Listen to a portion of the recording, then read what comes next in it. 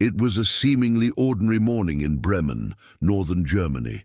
The sun had barely broken through the clouds when a group of workers began another day of renovations on an old house, the kind that seems to carry stories buried within its walls.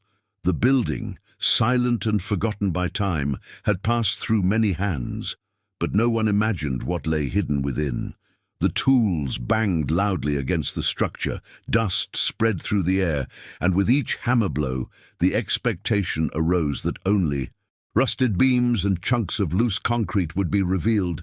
But suddenly, something caught their attention. As they removed a covering, they realized that behind the wall there were not just bricks. There was a strange space, a suspicious recess, as if someone had built something to hide more than just an architectural defect. Silence among the workers was immediate. What could possibly be behind that structure? With effort, they forced the door open, and after a few minutes of pounding, the wall gave way. Behind it, a metal door appeared, handleless, completely out of place in an ordinary house. Everyone's heart raced. What were they about to find? It was impossible not to feel the tension in the air. When they finally managed to open the passage, the room was filled with a musty, isolating smell, a sensation that seemed to stick to the skin. One of the men's flashlight illuminated the space, revealing a secret, suffocating, windowless room, almost like a living tomb. And it was at that moment that the scene became unbelievable. Sitting in a corner, huddled, was a young man. He looked like a ghost of flesh and blood, his skin so pale it reflected the dim light like porcelain. His wide eyes betrayed the shock of seeing strangers there after so long in silence. His body was thin, frail, scarred by the lack of sunlight, as if his bones could barely support the weight of life itself. It was hard to believe, but the man was 22 years old, and with a choked voice he could barely utter words. The workers didn't know whether to run in panic or reach out, but one thing was certain: this discovery wasn't just a construction coincidence.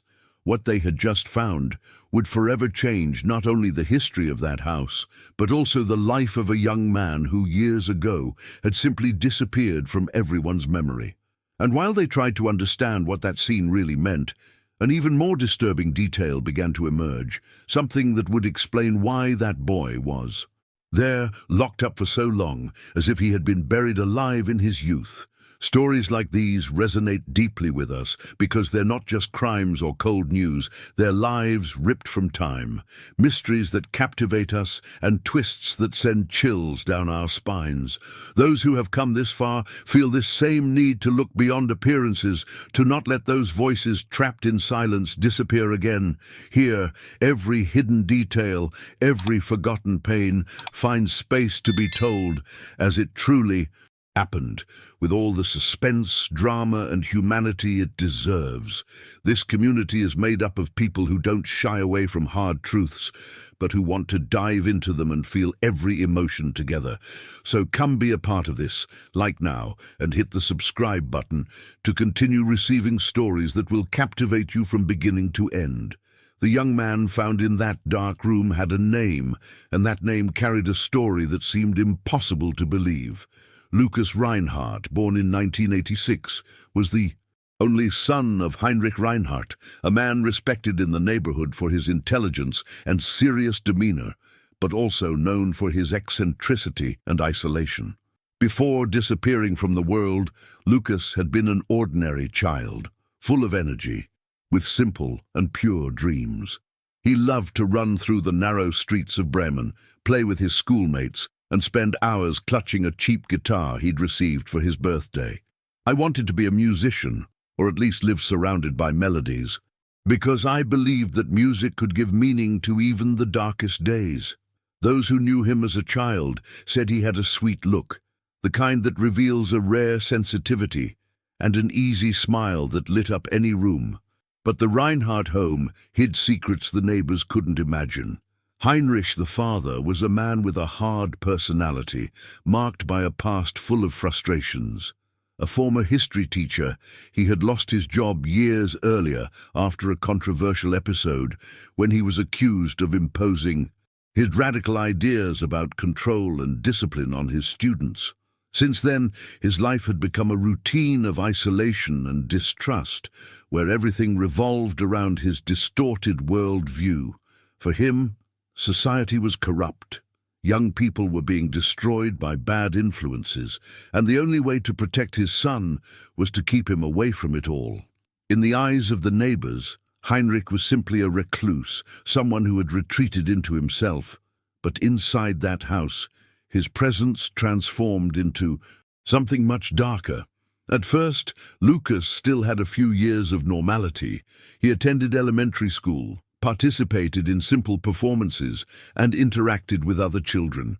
However, there were times when Heinrich displayed strange behavior, with rigid rules and harsh punishments for minor disobedience. It was as if he wanted to mold his son by force, erasing every trace of freedom that remained from his childhood. At 8 years old, Lucas still didn't fully understand what was happening, but he already realized that his home was not like that of other children. And then, overnight, everything changed. In 1994, Lucas stopped showing up at school. No classmates saw him again, no teacher offered plausible explanations. The official version, repeated by Heinrich whenever anyone asked, was that his son had fallen ill and would be homeschooled under his supervision. Over time, the questions subsided, and Lucas's absence no longer caused any surprise. Life went on, as it always does in small towns, where mysteries are eventually swallowed up by routine. But behind the walls of that house, a child's life had been brutally cut short. While the world believed Lucas was somewhere else, he had already been locked in the secret room that would keep him from the light of day for 14 long years. The boy who dreamed of musical chords began to live in silence, trapped in a space that barely allowed him to feel the passing of the seasons. He grew up hearing only the heavy footsteps of his father, who entered the room carrying simple dishes and maintained absolute control over his existence. Time, which for any child signifies growth, learning, and new experiences, became a cruel enemy for Lucas. Each year was just another repetition of the previous one, and every attempt to imagine what lay outside became a painful exercise. Heinrich justified his actions with cold speeches, constantly repeating that the world was too dangerous, that the people out there would destroy Lucas's innocence, and that he was only fulfilling his fatherly duty by protecting him. But in truth, behind this mask of concern lay a disturbed mind, incapable of dealing with its own frustration and using his son as a prisoner of its obsessions. It's strange to think that no one noticed the signs, but looking back, some neighbors would remember details that now made sense. The absolute silence of the house, the boy's absence from the streets, Heinrich's suspicious manner whenever anyone approached. The pieces were there, but no one knew how to fit them together. Meanwhile, Lucas tried to keep some spark of hope alive. In the early years, he still believed he would be freed, that this was only temporary, some kind of punishment that had gone too long. But over time, the notion of days, months, and years faded. He began to scribble small notes on scraps of paper he could find, marks on the walls to measure time, songs he whispered that would never be heard by anyone. It was his way of resisting, of remembering that he still existed, even if the outside world had forgotten. And then something else comes into play that makes everything even more disturbing.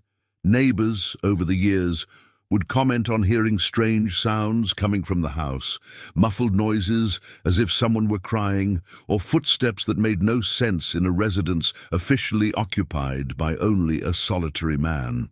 There were complaints, small attempts to get the authorities' attention, but nothing was done. Without concrete evidence, the police filed the complaints and dropped the case. Heinrich's version, that his son was studying in another city, was accepted without question. And so, a boy disappeared before everyone's eyes, but no one did anything. Lucas became a shadow, erased from community life, swallowed by the silence of four walls. And although his story seemed to have ended there, frozen in time, the truth is that that hidden room held much more than just the weakened body of a young man.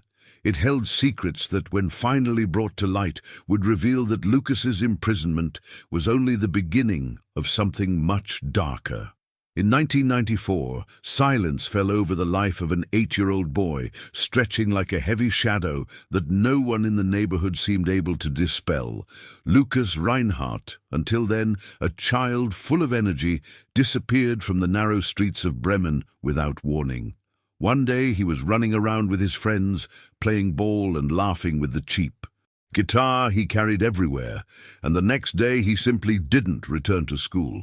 Teachers were surprised, classmates questioned him, but the explanation came quickly and accurately from Heinrich, his father. Lucas was sick, needed care, and would be homeschooled until he got better. At first, there was no reason to doubt it. Heinrich was a former teacher, a man known for his intelligence and strict discipline.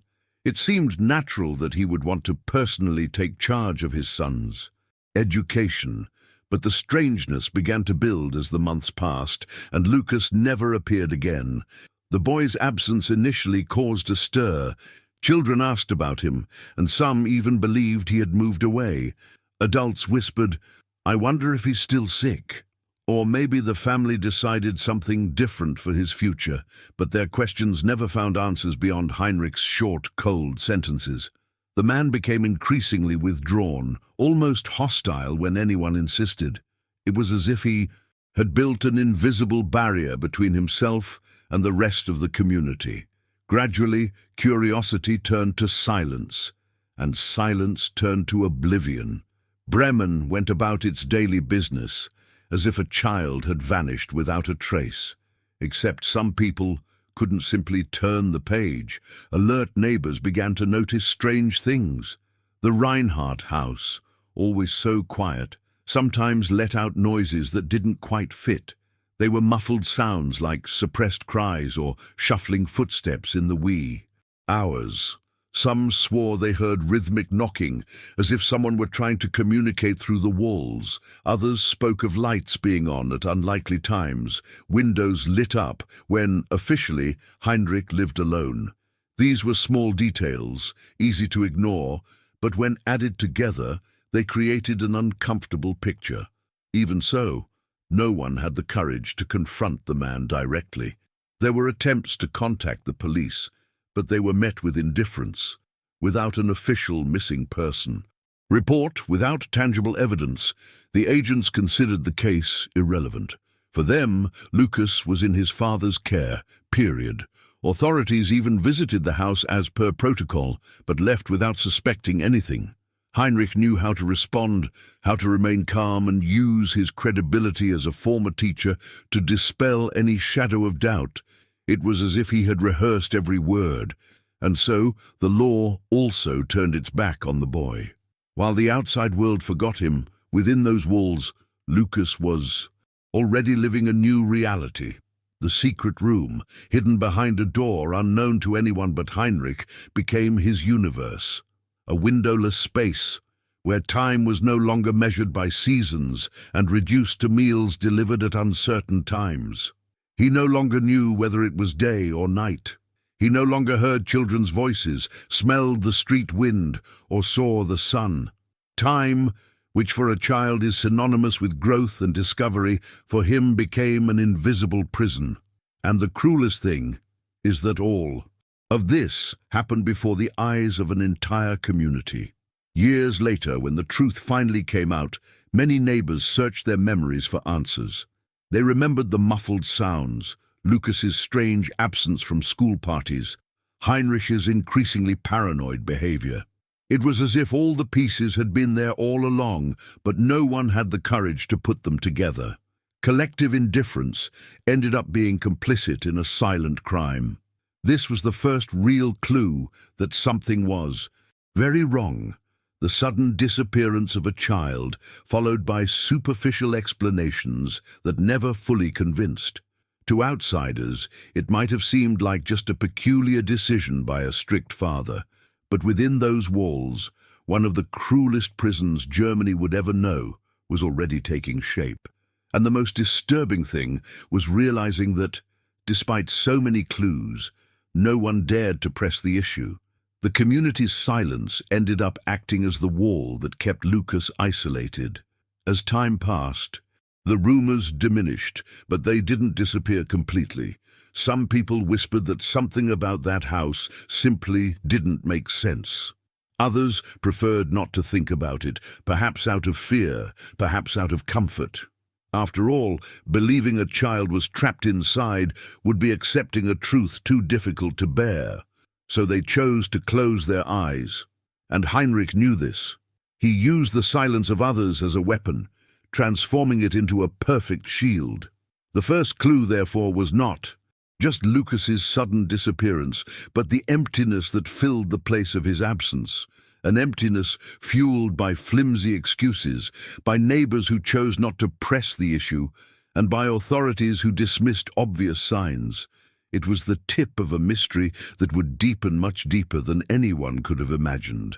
And every detail overlooked at the outset would, in the future, be remembered with regret, because it revealed something that was there for all to see, but that no one truly wanted to.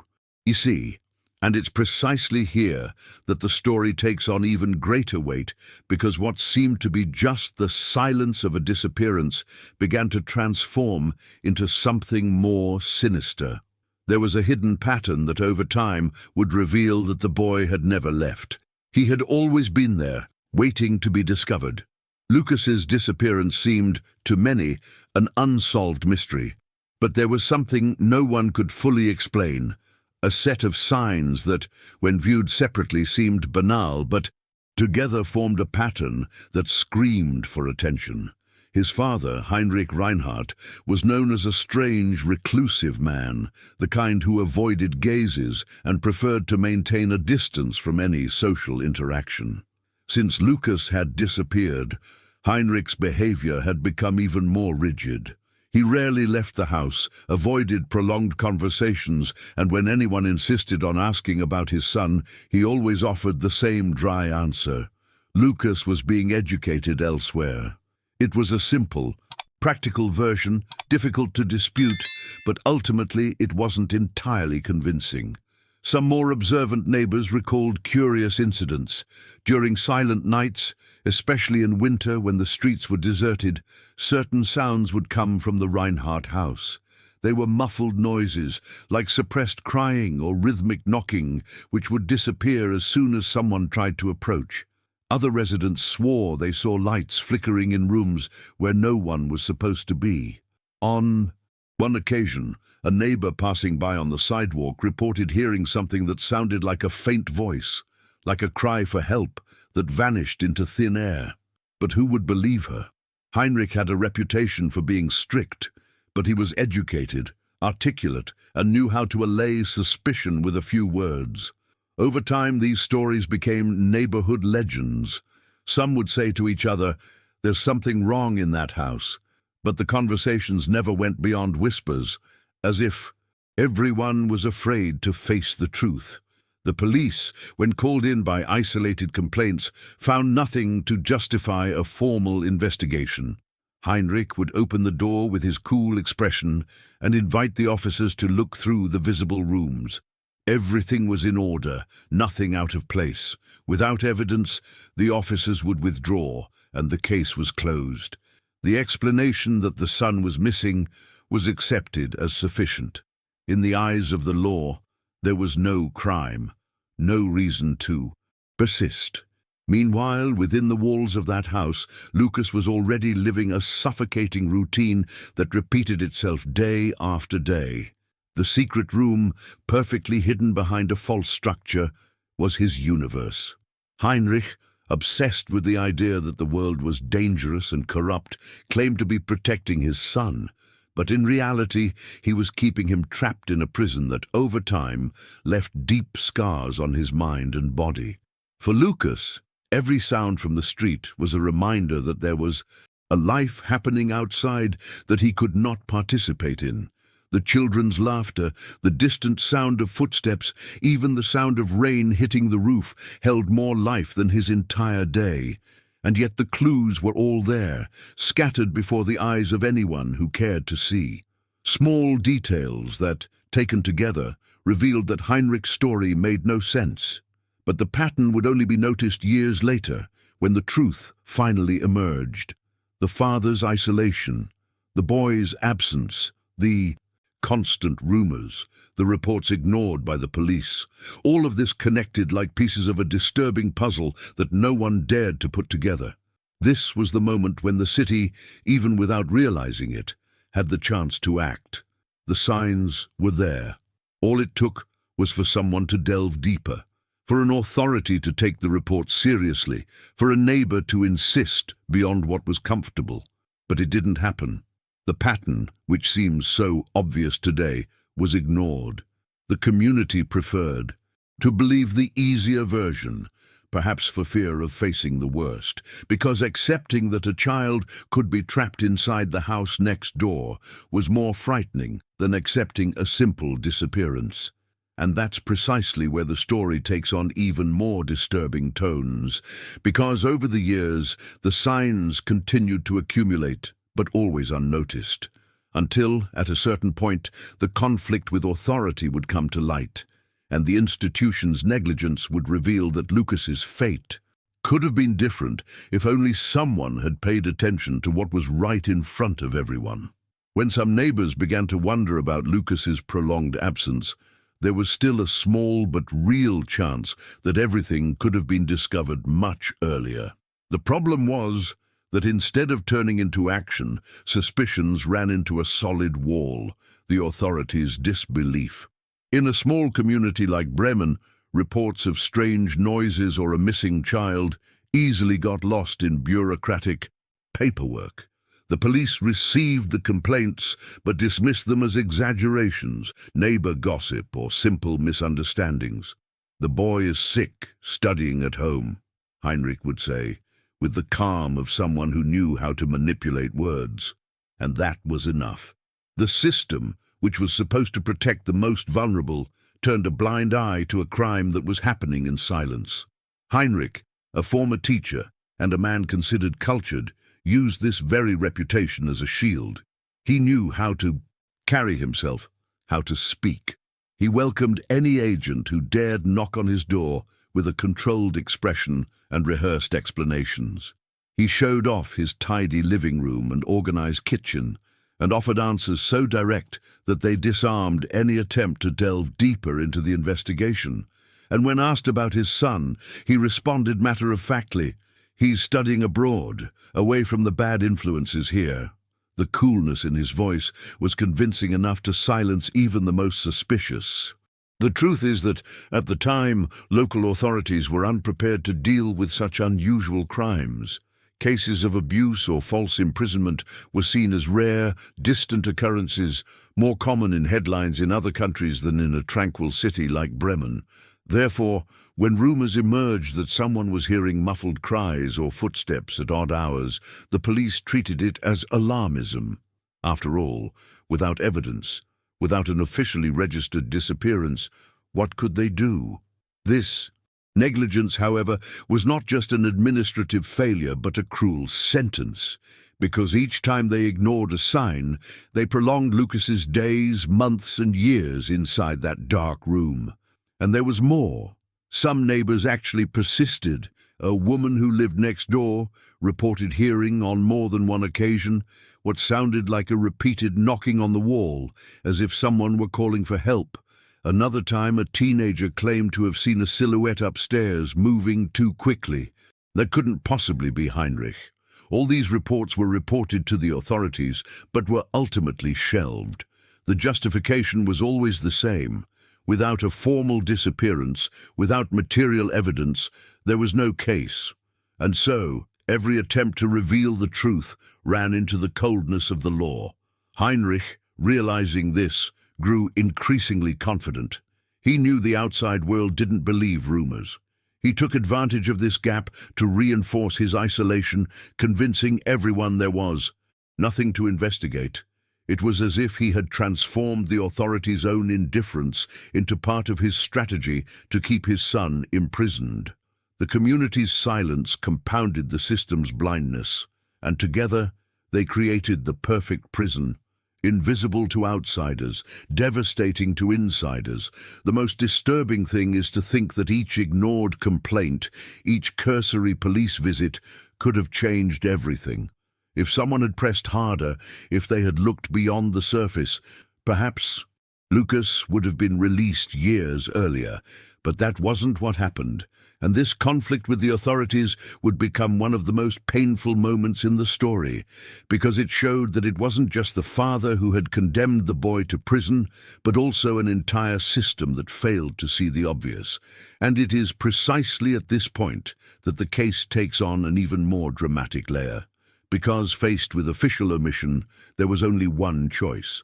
Either Lucas would find a way to resist on his own, or his life would be swallowed up by oblivion. And it was then that, amidst the silence and hopelessness, he made a solitary decision that would completely change the course of his survival. When it became clear to Lucas that no one would come to save him, that the neighbors couldn't hear his whispers, and that the police had become just another extension of his father's indifference, he understood that the only way out was to resist alone. It was at that point that the hardest decision of his life was born: to survive at all costs. He was only 8 years old when he was locked in that room, and in his childish innocence he believed it would only be for a few days, maybe weeks, a temporary punishment. But as the months turned into years and the silence remained impenetrable, Lucas realized his life had been reduced to that claustrophobic space. There was no alternative, no one to trust but himself. At first, he tried to fight, banging against the walls, screaming until he lost his voice, but each attempt ended with the crushing weight of Heinrich's figure entering the room to impose silence. His father didn't brutally assault him physically, but his power was even more perverse: psychological manipulation. He told him the world outside was dangerous, that evil people would try to destroy him, that only within that room was Lucas safe. To a developing boy, these words acted like invisible chains. He wanted to believe there was salvation beyond those walls, but his father's voice echoed like a law impossible to break. As time passed, Lucas realized he needed to create his own strategies to maintain his sanity. He began to mark time rudimentarily, scratching the wall with pieces of rusty metal he found on the floor. Each line represented a day. When he wasn't sure how many days had passed, he would make up songs in his head, singing softly to himself, just to remind himself that he was still human, that his mind could still create. This improvised routine was his way of resisting oblivion, as if saying to himself, "I exist, even if no one out there remembers." The loneliness, however, was cruel. The days dragged by in silence, interrupted only by Heinrich's presence bringing food, and each meal was a reminder that his tormentor was also the only person keeping him alive. This mixture of dependence and hatred corroded Lucas from within.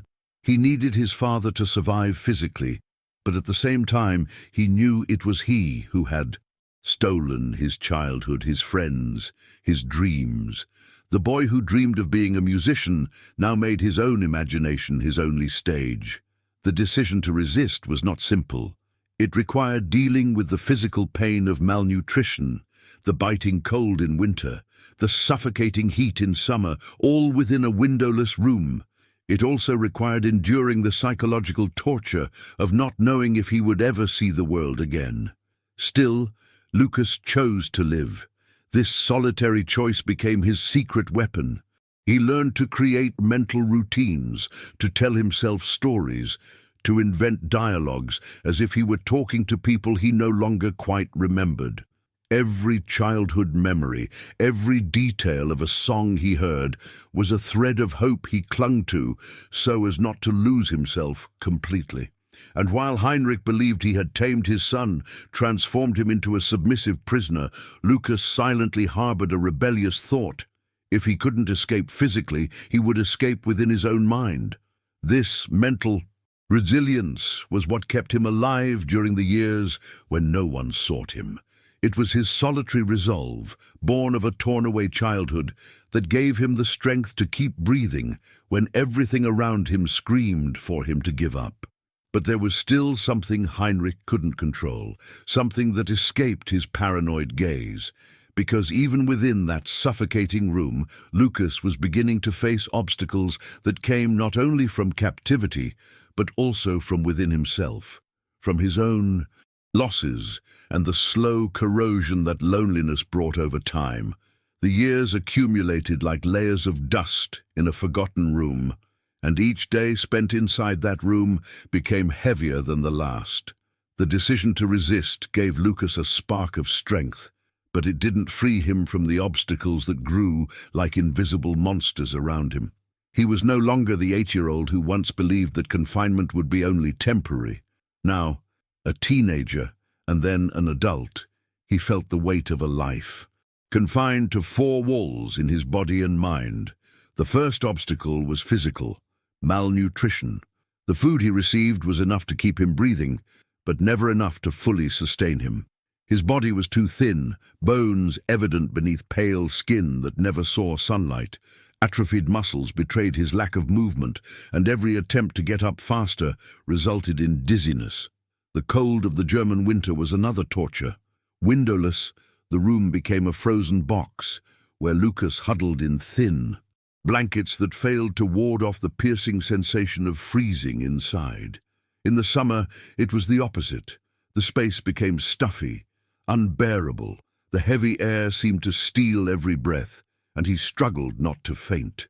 The dampness molded the walls, and the smell permeated his memory like an eternal reminder of imprisonment. These were the visible obstacles, but there were others, far more cruel, that infiltrated his mind. Absolute isolation became a psychological punishment that slowly corroded Lucas. Spending years without human contact, without real conversation, without the touch of another person, is something that breaks even the strongest. He invented dialogues, talked to himself, created imaginary characters to keep from going mad. There were days when he forgot the sound of his own voice, and when he tried to speak, the words came out weak, as if they no longer belonged to him. The loneliness was so profound that any noise from the street, a passing car, a dog's bark, became almost unbearable. It was a cruel reminder that the world continued to spin outside, while his life was frozen in a timeless space. Added to this was the emotional toll caused by his unhealthy relationship with Heinrich. His father wasn't just his jailer, he was also the only presence he saw, the only voice he heard. This mixture of fear and dependence was suffocating.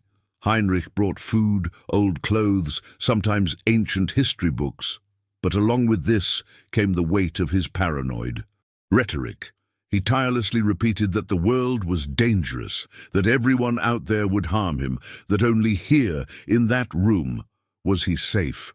It was a daily brainwashing that attempted to transform the prison into a shelter, the tormentor into a savior. Lucas, even knowing deep down it was a lie, had no way to escape this psychological torture. Time, which should have been an ally of growth, became a relentless enemy. 8 years of life became 10, then 12, then 14. Each birthday was marked only by the painful awareness of another year lost. There were no parties, no presents, just silence and the invisible counting of time. Lucas felt the weight of the accumulated losses. Friends he would never see again, his childhood ripped away, his adolescence stolen, his dreams of being a musician transformed into distant memories that no longer seemed real. The emotional toll was so great that, at times, he wondered if there was still any point in resisting. And, as if that weren't enough, there was also the pain of a body marked by abandonment. His nails were brittle, his skin perpetually cold, his gaze reflecting more shadows than light. Even his sense of self began to unravel. Who was Lucas outside that room? Did a version of him exist in the world, or had he already been completely erased from everyone's memory? This doubt was perhaps the greatest obstacle of all. Not knowing if his struggle had a purpose, if anyone still remembered him, if there was still something worthwhile on the other side of the door. Even so, Lucas resisted. He created imaginary routines, forced himself to hum made-up songs, drew symbols on the walls as if they were protective amulets. It was his way of keeping his mind occupied, of not succumbing to the madness that haunted his solitude. Because prison didn't just destroy the body, it mostly destroyed hope. And it was hope he clung to, even when it seemed non-existent. But there was something even his resistance couldn't. Control. Heinrich's constant suffocating presence. The father, who to the neighbors seemed merely an eccentric man, was the most disturbing portrait of an antagonist within that house. Someone banal, ordinary, but who hid a monstrous side capable of keeping his own son buried alive for 14 years. To his neighbors, Heinrich Reinhardt was simply an eccentric, reclusive man who spent his days immersed in old books and solitary walks. He never smiled, avoided long conversations, and when someone insisted on a conversation, he responded curtly with short sentences that ended any dialogue. A seemingly ordinary man, even tedious in his routine, but behind this facade hid a disturbed mind, capable of one of the most monstrous acts ever recorded in that small town. What made Heinrich even more frightening wasn't his villainous appearance, because he had none of that. He wasn't a criminal with a menacing look or violent gestures. He was banal, discreet, almost invisible, and it was precisely this banality that made him such a terrifying antagonist. Heinrich had been a history teacher, someone who dealt with young people on a daily basis, but his career ended in disgrace when he was accused of imposing radical ideas, an authoritarian discourse that spoke of extreme discipline, absolute control, and the inevitable corruption of society. After losing his job, he isolated himself. He harbored resentment against the world, against the system, against everyone who, in his view, was destroying the innocence of youth. This obsession grew until it became a suffocating paranoia. To him, the outside world was an enemy, and his son was a precious possession that needed to be protected from any influence. This distorted belief was the justification he used to lock Lucas in the secret room. He saw himself not as a criminal, but as a father fulfilling a mission. This rationalization, however, hid something much darker. Heinrich not only believed his own lie, but also found pleasure in exerting absolute power over his son's life. Imprisonment wasn't just protection, it was dominion. It was control.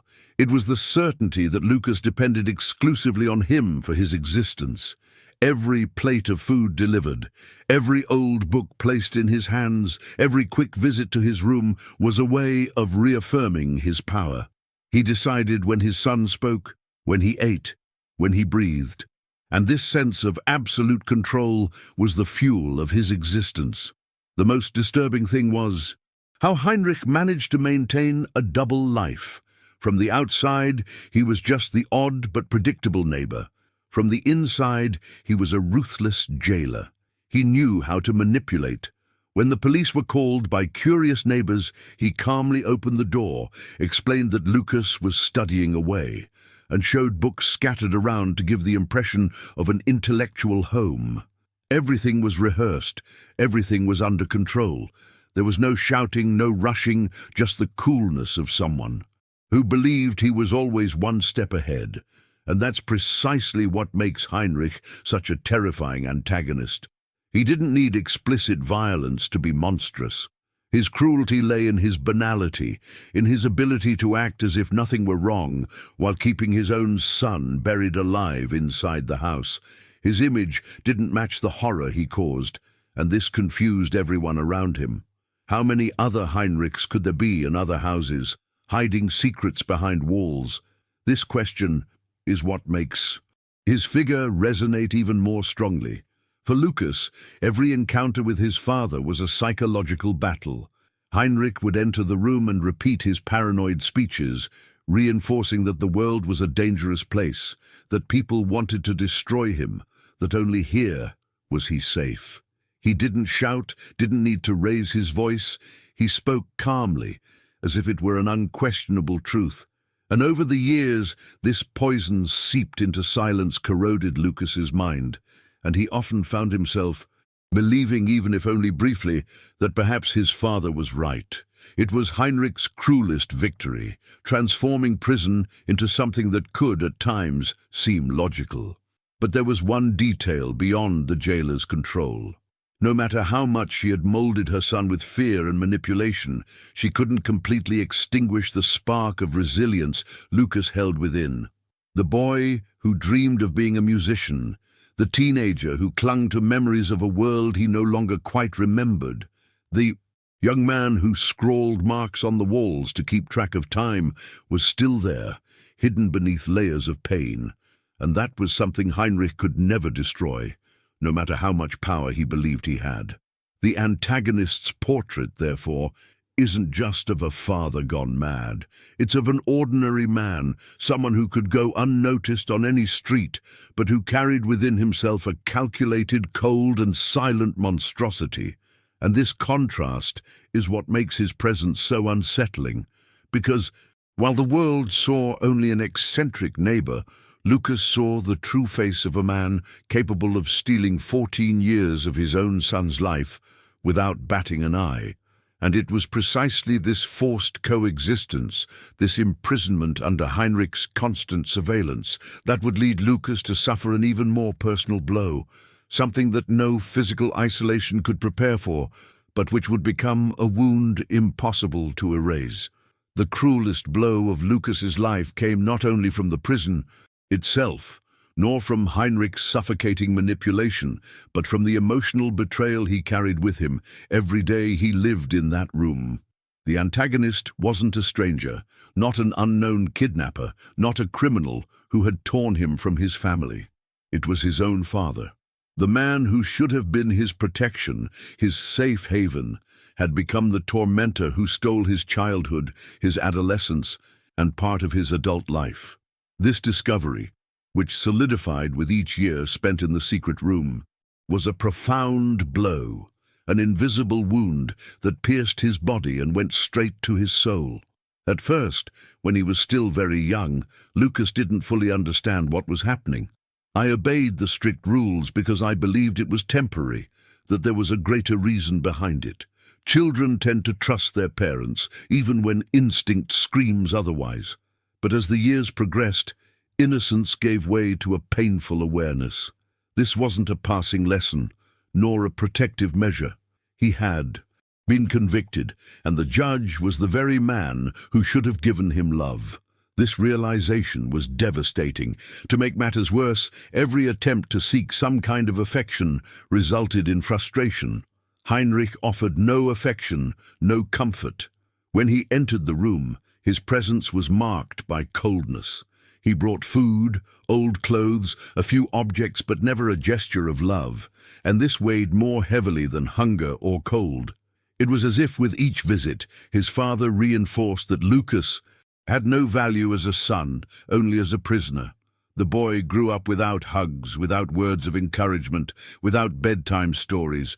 He grew up in silence, with the fixed gaze of a man who believed he was saving him from the world while destroying him from within. This emotional void transformed into a pain that no escape could heal. For Lucas, the prison wasn't just physical. The greatest blow was knowing that his life had been ripped away by the hands of those who were supposed to protect it. Every time he remembered his early childhood years, running in the street, playing the guitar, dreaming of music, he felt the weight of betrayal, because all those dreams had been ripped away not by strangers, but by his own father. This emotional scar, deeper than any chain, would haunt him forever, and this pain intensified with each milestone of lost time. Birthdays passed in silence, without cake, without birthday wishes, without celebration, just emptiness. Each year, Lucas knew he was getting older, but without experiencing any of what that age represented. While his childhood friends were probably learning to drive, traveling, falling in love, and building friendships, he was there, locked away, living the same repetitive routine. It was as if time existed only to remind him that he was losing everything. This personal blow cannot be measured solely in years, but in experiences never lived. There was no adolescence, no youth, no discoveries. There was only silence. And the most perverse thing is that at times Lucas found himself feeling guilty. Guilt for hating his father, guilt for wanting to escape, guilt for believing that perhaps he was the one in the wrong. This emotional turmoil was a direct result of Heinrich's manipulation, which transformed the victim into an accomplice in his own suffering.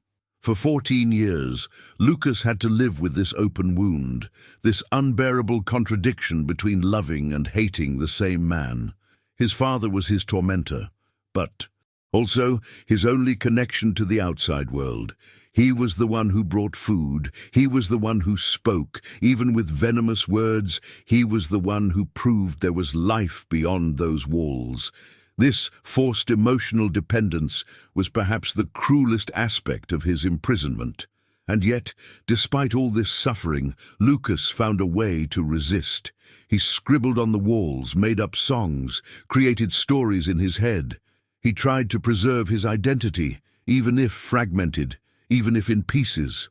But this constant effort only reinforced the weight of betrayal he carried, because as much as he fought not to forget who he was, he knew he had been erased from the world by those who should have ensured his existence had value. This was undoubtedly the most personal, the most devastating blow, growing up without love, without freedom, and without trust in the only family bond he had. And yet, trapped in that room, Lucas began to fight desperately to avoid being completely erased, trying to reconstruct his own existence through traces, clues, and fragments of memory. Inside that suffocating room, where time seemed to drag on in endless circles, Lucas had to invent ways to keep the flame of hope alive. The search for survival didn't happen outside, but within himself. With no windows, no clocks, no human contact other than his father, he began to develop his own mechanisms to keep from going mad. Every detail became a tool. The scratch of a nail in the wall became a makeshift calendar. The repetition of melodies invented in his mind became a way to remind himself that there was still music in him, still something Heinrich couldn't destroy. Retracing his steps was part of this process. Lucas tried, in his imagination, to retrace the path he once took to school, remembering the streets he ran along, the faces of his friends who, over time, were becoming blurred in his memory. He mentally described every corner, every shop, as if he were walking again. It was his way of keeping alive a city that no longer existed for him. And at times he scribbled drawings on the walls, symbols only he understood, invented maps that served as anchors to keep him from completely losing track of who he was. This desperate search also manifested itself in small attempts at communication. There were times when Lucas would knock on the walls with whatever he had at hand, creating rhythmic sounds as if someone outside could hear. He dreamed that an attentive neighbor might pick up the call, but the sounds never penetrated the isolation of that structure. It was like screaming underwater. The world remained indifferent, and he remained submerged in silence. Still, he didn't give up. He repeated the knocks from time to time, like a secret code that said, "I am here." Another way he stayed alive was through the stories he invented. Lucas created characters, entire dialogues, alternate worlds. He talked to himself as if he were talking to someone, acting out situations, telling jokes to an invisible audience. This imagination was his way of breathing. Each story was a reminder that he still had a voice, even if no one else heard it. The room became both a stage and a prison. The paradox was painful. He was trapped, yet his mind wandered in search of freedom. The effort to stay sane, however, took its toll. There were days when Lucas felt on the verge of collapse. The constant hunger, the biting cold, his frail body, and the lack of any prospects weighed down like an unbearable weight. On those days, his desperate search was reduced to just keeping breathing, an almost mechanical act. Yet, even in the depths of exhaustion, he found something that kept him from giving up. Perhaps it was the vague memory of a friend, perhaps the melody of a forgotten song, perhaps simply the instinct to not let himself be erased. Meanwhile, the world went on indifferently. People passed by on the sidewalk, cars parked nearby. The city breathed life, unaware that, behind that wall, someone struggled daily to avoid being consumed by oblivion. This discrepancy between what was happening inside and outside the house was one of the cruelest elements of his imprisonment, because Lucas knew the world was there, so close, yet inaccessible. He could hear footsteps. He could hear laughter in the distance, but he couldn't participate in them. This motivated him and simultaneously destroyed him. The desperate search, therefore, was not just for physical survival. It was a constant struggle to maintain his mind, to preserve his identity, to ensure that even in silence, he continued to exist. It was a daily battle against erasure, against the madness that haunted every minute inside that room. And although he didn't know it, this silent struggle would be decisive. Because when the opportunity finally arose, it would be precisely these small acts of resistance that would give him the strength to face something even more painful. The frustration of realizing that even when clues emerged, the authorities continued to ignore the obvious. With each attempt to resist and stay alive, Lucas encountered an even crueler reality: the complete indifference of the authorities. There were moments when it seemed salvation was near, like when neighbors swore they heard sounds coming from the house, or when rumors circulated about the strange whereabouts of that missing boy. But whenever these clues reached the police, the response was disappointing. There was no interest, no thorough investigation, just bureaucracy. To the official records, Lucas wasn't even missing. He was in his father's care, and that was enough to put an end to any questioning. This lack of action created a frustration that went beyond Lucas's pain. Years later, the neighbors who tried to report the crime would bear the blame for not having pressed harder. But at the time, the system seemed unbreakable. It was as if the law had chosen to turn a blind eye. When an officer took the trouble to knock on the door, Heinrich greeted them with the calm of someone who knew nothing would happen. He showed them the tidy room, responded politely, and offered a brief explanation. "My son studies in another city, he's fine." And given the lack of evidence, the police accepted it. For Lucas, this meant another invisible blow. He didn't know exactly what was happening outside, but he could hear fragments of conversations between Heinrich and people who appeared sporadically. He understood, in fragments, that his father always had a ready excuse, that the outside world was never sufficiently suspicious. Each time an opportunity seemed to arise, each time the silence of the room was broken by strange voices, hope sparked within him. But it was a short-lived hope, soon crushed by the sound of the door closing again, by the return to emptiness.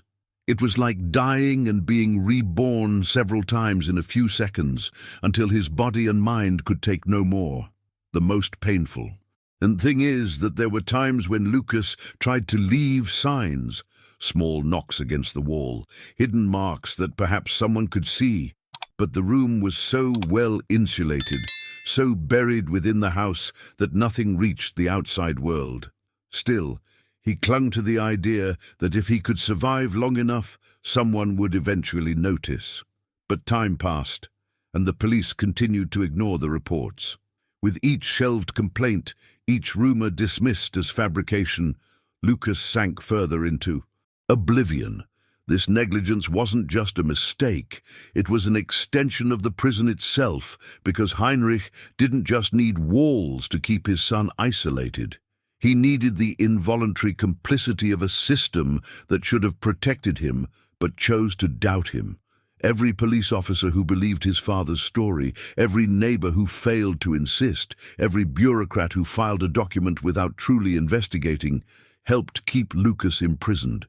It was as if the entire city had added bricks to that wall, and for Lucas, this frustration was unbearable.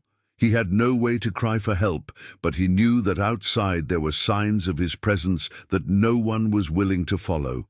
This feeling of invisibility was more gnawing than hunger or cold.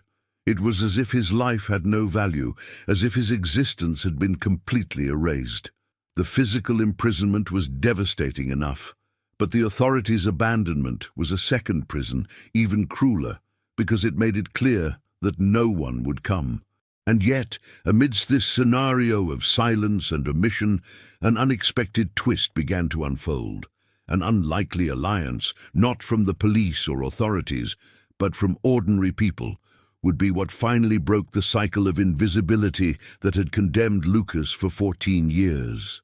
When all hope seemed exhausted, when the police had ignored too many leads, and the city had grown accustomed to the silence of that house, fate decided to act through people who never imagined they would become part of such a disturbing story.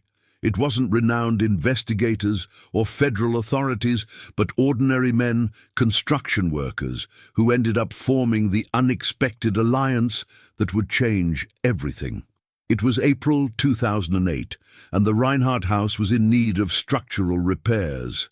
Heinrich, already elderly, had lost the ability to maintain the property himself, and was forced to hire a team to work on the very walls that hid its greatest secrets. The workers arrived early, as on any other day of work, unaware that they were about to participate in a rescue operation. The job seemed simple: tear down an old wall, rebuild the structure, and fix leaks. But they soon noticed something strange. There was a part of the structure that didn't make sense, a hollow space behind the bricks, as if someone had planned to hide something. At first, they commented with laughter that they might find money or old documents, forgotten treasures in old houses. The joking, however, gave way to growing tension. When, after a few hammer blows, a metal door embedded within the wall appeared, silence fell over the group. A hidden door, without a handle, in a seemingly ordinary residence, was not something one encountered every day. Curious and suspicious, they decided to force it open. The process took a few minutes, enough for the air of mystery to turn to unease. What lay behind that structure? Illegal storage? Some dark secret of old Heinrich's? No one was prepared for what they would see next. When the passage finally gave way, a heavy smell of mold and insulation escaped through the gap, invading the fresh daylight. One of the men shone a flashlight inside, and then the scene revealed itself. A small, windowless, damp and suffocating room. In the corner, huddled like a shadow, stood Lucas.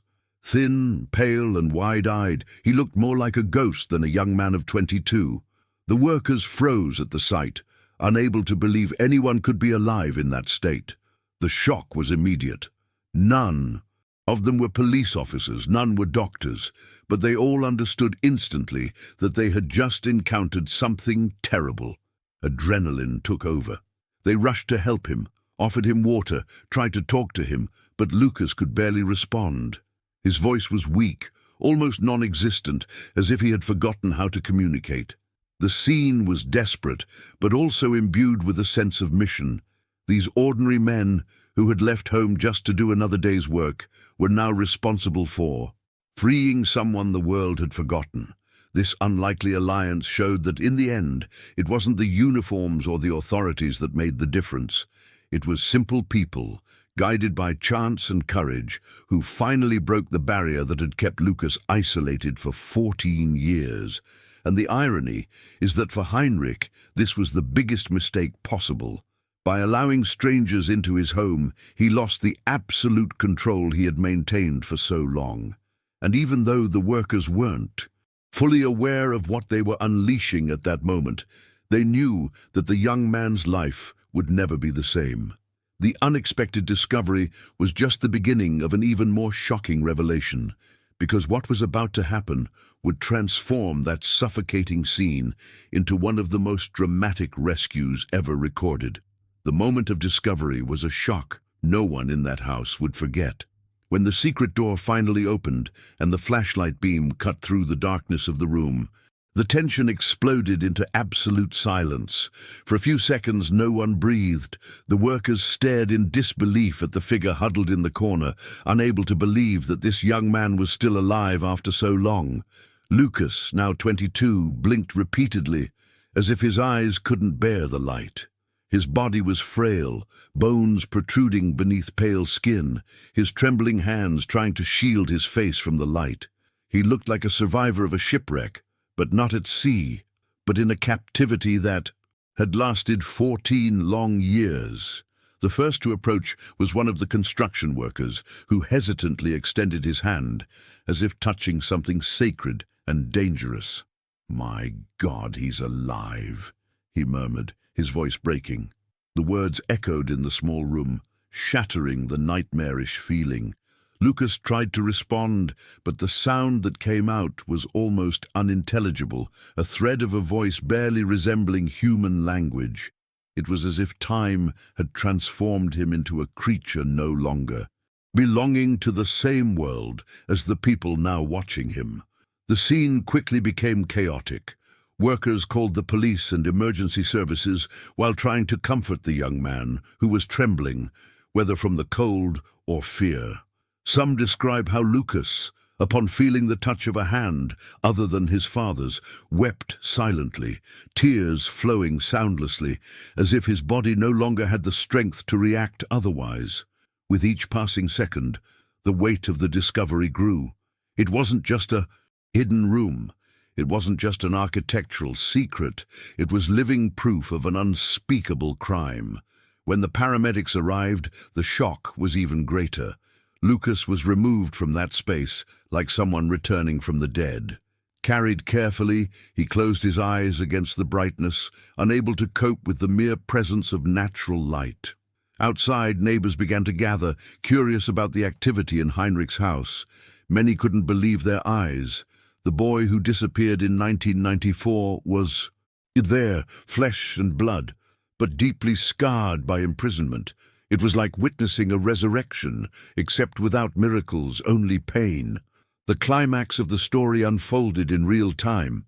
Heinrich was immediately arrested, taken away amid protests and hateful glares from the community that had long considered him merely an eccentric.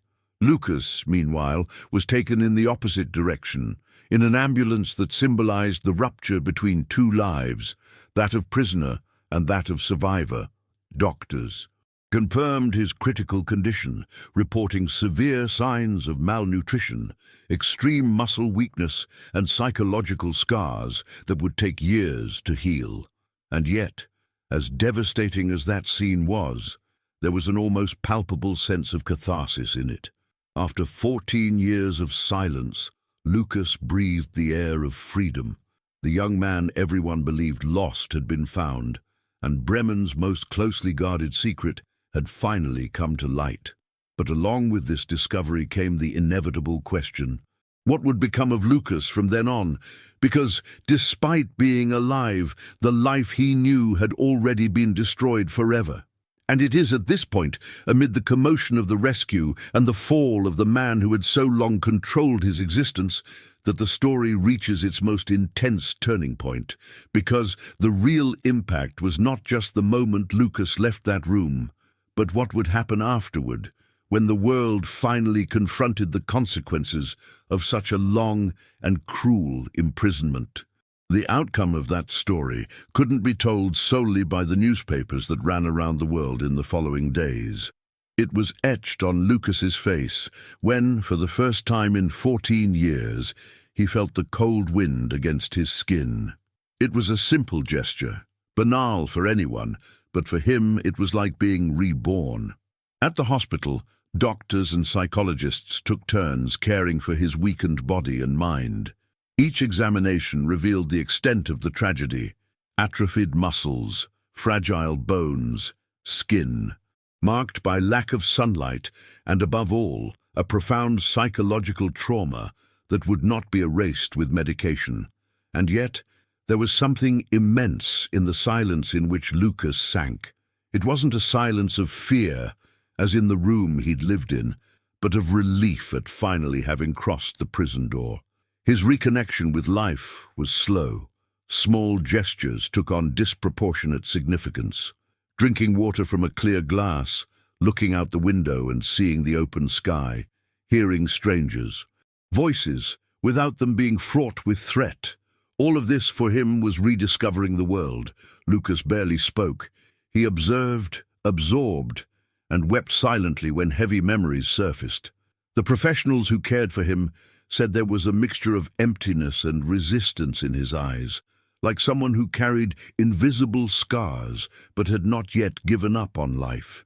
Meanwhile, the community struggled to cope with the revelation. Neighbors who had previously been suspicious and silent now faced the weight of guilt. Authorities who had ignored complaints were pressured for their inaction. The entire town seemed to awaken from a collective trance, shocked to realize that a crime of such magnitude had occurred right under their eyes. Heinrich's arrest not only brought justice, it also brought the bitter realization that silence can often be as deadly as direct violence. For Lucas, however, justice did not mean revenge. In a rare statement weeks after his rescue, he simply said, "My father killed time, but he did not kill my hope." This phrase echoed far beyond the borders of Bremen. It became a symbol of resistance, of survival against all odds. But it also revealed what no one could deny. Lucas would never get back his lost years. He could live, he could breathe freedom, but he would forever carry the scars of his stolen childhood. And it's in this contrast that the emotional outcome gains strength. The story ends with Lucas silently gazing out the hospital window, absorbing the life that was pulsing again outside. He was alive, yes, but not whole. He was a survivor, someone who would carry within him the mark of each day in captivity. And while the world celebrated his liberation, he still had to grapple with the question only he could answer: how to move forward when half of his life was ripped away by the very person who was supposed to protect him. After the shock of the discovery, his father's arrest, and the worldwide commotion, the question remained that no one dared ask aloud: how to rebuild a life that was never lived. Lucas was 22 when he left his room, but inside, he was still that 8-year-old boy, frozen in time. The conclusion to this story doesn't come with fairy tale happy endings, but with a hard truth: there is no freedom without scars. He spent years in treatment, relearning simple things that seemed natural to anyone. He had to train his muscles to support his body. He had to hear the sound of his own voice until he believed he could still speak. He had to face the pain of remembering that everything he dreamed of, his music, his friends, his adolescence, had been stolen. But at the same time, every step he took outside his room was a victory. Every time he walked down the street, every time he felt the rain wet his face, every time he managed to sleep without hearing the echo of the key turning in the door, it was as if he was slowly defeating the shadows of his past. Heinrich's trial brought collective relief, but for Lucas, it didn't mean complete justice. His father was convicted, facing prison as a consequence of his monstrous act, but no court in the world could give back lost time. What remained was the attempt to rebuild. And Lucas, even carrying emotional scars that were impossible to erase, chose to move on. He chose not to let his story be just about pain, but also about resistance. And it is at this point that the narrative ends. A young man sitting silently, staring into the distance, without tears, without anger, just the deep gaze of someone who has survived the impossible. He is no longer a prisoner, but he will never be the same. He carries within him a past that haunts him, but also the flame of someone who managed to go through hell and still remain alive. Closure doesn't bring easy answers. What happened to Lucas cannot be undone, cannot be forgotten. But his existence, after all, is proof that even the darkest stories can end with a spark of resilience. And that spark, however small, is enough to light up even the darkest room. This video showed how even the darkest secrets can be revealed, and how the truth, no matter how painful, always finds a way. Stories like Lucas's make us reflect on strength, resilience, and the importance of looking beyond silence. If this content brought you shock, gave you chills, or made you feel every detail of the narrative, it's because it fulfilled its purpose, delivering an intense and unforgettable experience. And now, you can help bring that same emotion to even more people. The simple act of liking and subscribing to the channel gives others access to real stories told as they deserve to be told. Write the word strength in the comments to show that you also believe that no prison, no matter how cruel, can extinguish hope. And if this video touched you, know that the next one delves even deeper into mystery, suspense, and seemingly impossible revelations, stories you need to see through to the end.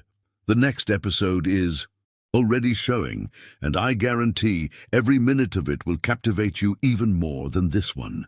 February 2002, a freezing morning in rural Ohio. The small town was enveloped in a heavy silence, the kind that makes even the wind seem suspicious. It was in this seemingly ordinary setting that an anonymous call reached police headquarters. The voice on the other end was shaky, almost whispered, as if afraid of being overheard by someone nearby. The caller said something terrible was happening inside an abandoned mansion on the outskirts of town, a place everyone knew by sight, but no one dared approach. The property had a reputation for being cursed, with stories of hauntings and screams in the early hours of the morning, but until then, these were just rumors lost in barroom conversations and the suspicious glances of older neighbors. But that morning the report sounded different. It was more than a rumor. It was a cry for help. The officers, accustomed to false calls, arrived at the scene without much expectation. The mansion seemed forgotten by time. Broken windows, a crumbling roof, and weeds growing until they swallowed the iron gate. The air was thick, and each step the investigators took echoed, as if the place itself held secrets. However, something in the charged atmosphere made everyone uneasy. One of the officers commented that he smelled a strange odor, something between mold and rot, as if the house were alive inside. When they decided to enter, the door creaked loudly, and the sound reverberated through the empty hallway, reminding them that this space had not received visitors in years. Exploring the rooms, the officers found nothing but dust and broken furniture, but at the back of the mansion stood a small, rusty metal door, unlike the others. It was a narrow bathroom, almost forgotten by the very structure of the house. The lock was stuck, as if welded shut by time, and it took effort to break it open. When the door finally opened, the silence was replaced by a scene that made everyone's heart race. There, huddled, covered in rags, with a lost look in her eyes, her skin scarred from lack of sunlight, stood a young woman who seemed to have been ripped from the world long ago. The officers froze for a few seconds, unable to believe what they were seeing. It was as if time had frozen for her. The first question that arose, muffled by shock, was inevitable. Who was that girl, and how had she survived so long in there? The mystery had only just begun, and the feeling that the entire town was about to discover a dark secret hung in the air. You've just experienced the tension of a true story, the kind that sends shivers down our spines because it combines fear, pain, and the courage of those who survived the impossible. And I know that only those who are here so far feel the same chill down my spine that I do when a twist of fate suddenly changes everything. Here, we don't gloss over stories, we don't take shortcuts, we relive every detail of the darkest disappearances and the most unbelievable rescues as they really happened. This community is made up of people like you, who share curiosity, empathy, and that almost visceral need to understand the human side behind every mystery. So, let's strengthen this space together. Like now, subscribe to the channel and come be part of this family that doesn't shy away from the stories the world tried to bury. She had a name, a face, dreams and fears like any teenager. Before becoming a lost face on missing persons posters, Sarah Miller, she was just a 14-year-old girl, living an ordinary life in a small town in rural Ohio. The only child of David and Margaret, she grew up in a simple but loving home. Her father worked in a mechanic shop, her mother taught at an elementary school, and Sarah spent her afternoons helping with homework before locking herself in her room to write in the diary she kept under her pillow. Her teachers always told her she had a bright future, that she was diligent, responsible, and shy for her age. She wanted to be a teacher, and she spoke of it with the sparkle in her eyes of someone who believed the world was safe and that anything was possible. Despite her shyness, Sarah had an insatiable curiosity. She enjoyed observing people, writing about what she saw, and imagining stories about strangers who crossed her path. She was one of those girls who seemed to live half in the real world and half in some secret place inside her own head. But behind this calm, there were wounds no one noticed. Sarah's adolescence was marked by a loneliness that she hid in silence. At school, she was bullied for being considered weird. Classmates mocked her withdrawn manner and the simple clothes she wore. She often returned home with tears in her eyes, but kept it all to herself, not even telling her mother, perhaps for fear of worrying her. In his diary, however, he left traces of his true feelings. He wrote that he felt invisible, that sometimes it seemed he was screaming inside, and no one heard him. He spoke of the feeling of being surrounded by people, yet still completely alone. This detail, which would later gain weight, showed how vulnerable Sarah was, because, for those hunting easy prey, a lonely teenager, distrusted by others, is the perfect target. And in that town, where everyone thought they knew each other, no one imagined that Sarah's life was about to change so drastically. The day she disappeared, it was an ordinary autumn morning. The cold was beginning to set in, and Sarah set off on her bike to school, as she did every day. The journey was short, but that morning she never reached her destination. No classmates saw her at the entrance. No teachers registered her presence. Curiously, the bicycle was found leaning against a fence, a few meters from the main road, intact, as if it had been left there in a hurry. There were no signs of a struggle, no witnesses, no clues to where she had gone. The town was in shock, but at the same time, the police treated the case coldly, considering the possibility of a runaway. And as in many stories like this, the first few days were crucial, but wasted. The family immediately fell into despair. Margaret, the mother, roamed the streets, knocked on doors, and showed her daughter's photo on every corner. David blamed himself for not driving Sarah that day, insisting he could have prevented what happened. The town, initially supportive, soon began to raise cruel hypotheses. Some said she had run away of her own free will, that she was tired of the simple life. Others insinuated she had gotten involved with someone older. The studious and shy girl who dreamed of teaching was turned into a subject of gossip, as if her disappearance were the result of poor choices and not something much darker. And it was in this climate of distrust and pain that Sarah became just another face in the pile of posters plastered on lampposts, in supermarkets, and at the school entrance. With each week, the sweet look in the photo became more distant, and the silence surrounding the case grew deeper. The police, with no leads, discreetly closed the investigation, labeling it cruelly probable, voluntary absconding. For her parents, it was a devastating sentence, because it meant there would be no real effort to find her. But for Sarah, trapped somewhere no one could imagine, it meant something even worse. No one was looking for her. And here it's worth pausing, because it's impossible not to imagine the impact of this. 14-year-old girl, with ordinary dreams and such human weaknesses, suddenly dragged out of the world she knew and forgotten as if she had never existed. While outside, her family despaired. Inside that mansion forgotten by time, Sarah's days began to transform into unimaginable torment. The clock continued to tick, the years began to pass, and hope, which should have been the hardest flame to extinguish, became increasingly fragile. But what no one could have predicted was that, even after more than a decade, that flame would still be burning, ready to reignite everything the moment a rusty door was opened. At the time, no one noticed. It was something so small, so subtle, that it passed everyone's eyes as if it were unimportant. But in retrospect, this detail became the first clue that something terrible had happened.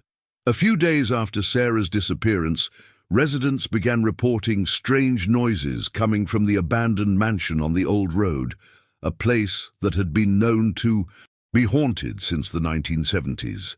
It always occurred at night, almost at the same time, loud knocks as if someone were punching a wall, and muffled screams that mingled with the wind. People commented, but no one did anything. Fear and superstition prevailed. After all, it was easier to believe it was ghosts than something real. And so, the girl's first cries for help, who still had hope of being heard, were dismissed as urban legends. There was also a neighbor, a simple man named Frank, who swore he saw lights turning on inside the abandoned house one early October morning. He told his friends at the bar, saying he heard running footsteps, and for a moment he was sure someone was trapped inside. But the reaction he received was laughter and jokes. They said he had drunk too much, that his fear of the house was messing with his head. Frank, in disbelief, eventually kept quiet. Later, when the truth came out, he could never forgive himself for not pursuing the matter. Meanwhile, Sarah's family clung to any shred of hope. Margaret, her mother, once claimed to have heard her daughter's voice calling out to her in a dream. She said she woke up crying, with the real feeling that the girl was still alive, crying for help. This account was dismissed as the delusions of a desperate mother, but the truth is that Sarah was still there, just a few miles from home, trying to find a way to make her presence known. The problem is that when the community is convinced that someone has disappeared voluntarily, the signs are no longer investigated and everything is dismissed as coincidence. For months, small signs kept coming. Dogs barked incessantly when they passed by the mansion. Children swore they heard crying coming from inside, and some older residents claimed the place was haunted by something that wouldn't rest. To the police, these were just stories. But for those familiar with the behind-the-scenes of crimes like this, it's clear. Sarah was trying to be heard, but no one would believe her. These early signs were not only ignored, but they also became fuel for the legends surrounding the mansion. Every true detail was swallowed up by fanciful versions that thwarted any serious investigation. The living, breathing girl began to be confused with ghosts invented by neighbors. And this was one of the town's greatest collective mistakes, choosing the comfort of superstition over the courage to face the possibility that something horrible was happening right under everyone's noses. The most painful thing to remember is that, during that time, Sarah still had the strength to fight. She beat, screamed, and scraped her nails against the walls, trying to leave marks. Marks that would later be found by researchers. Deep scratches that told a silent story of resistance. If anyone had listened carefully, if anyone had taken even one of these signs seriously, perhaps her life would have changed much sooner. But indifference, fear, and disbelief formed a barrier as solid as the walls that held her prisoner. And that's where the suspense builds, because this succession of ignored clues makes us wonder, how many times has the truth been there, in plain sight, but dismissed as imagination. The mansion, which should have been nothing more than a forgotten ruin, hid a secret that would take years to reveal. And as each night passed without answers, Sarah remained on the other side of those walls, believing that one day someone would hear her call. What no one could have imagined is that, while the town settled into its own explanations, someone was beginning to connect these forgotten dots, and that someone would change everything. For nearly 10 years, no one saw beyond the obvious.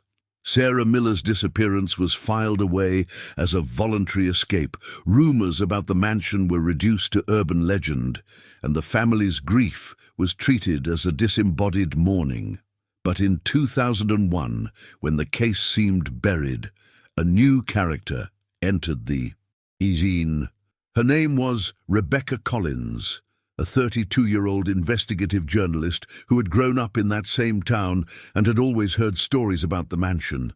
Unlike the other residents, Rebecca never believed in ghosts, but she was certain that behind every rumor was something more concrete, something no one wanted to see. At the time, Rebecca worked at a small local newspaper and was seen by many as a stubborn reporter, the kind who didn't accept easy answers. What set her apart was her obsession with details. While most of her colleagues sought quick headlines, she was interested in the small print, the contradictions in the testimonies, anything that seemed out of place. And that's precisely how Sarah's story resurfaced. It all began when Rebecca noticed a strange coincidence. 3 unsolved disappearances, occurring over the course of 10 years, had something in common. All the victims were teenagers, girls between the ages of 13 and 16, described by family members as shy, withdrawn, or socially isolated. None of them left any trace of escape. None had a history of serious problems, but they all disappeared within a radius of a few kilometers of the abandoned mansion on the old road.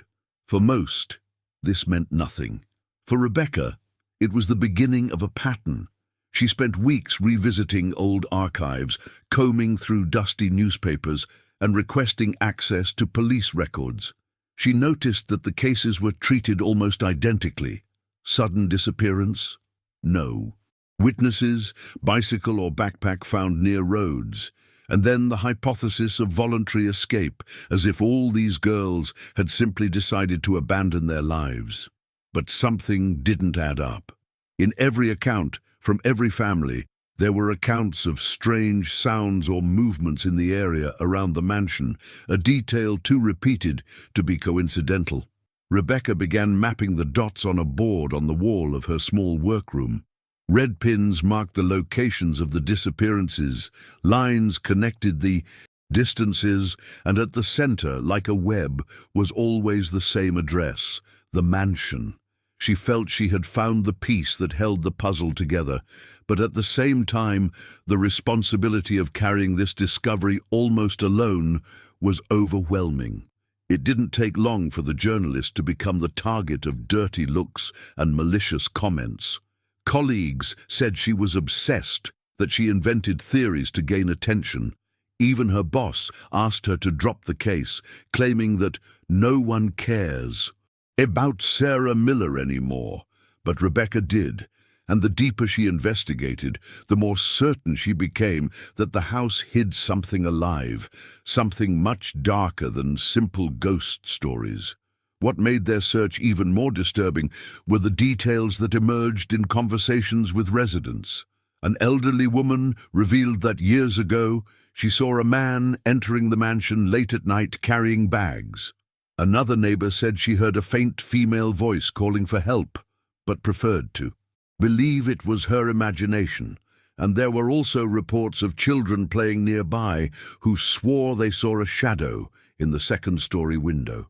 These were scattered, disconnected stories, but together they created an alarming picture. Rebecca began to frequent the area alone, parking her car a few meters from the mansion and spending hours observing. The first few times, nothing happened, but one November morning, she swore she saw a reflection of light behind one of the windows, as if a Flashlight had been turned on for a few seconds.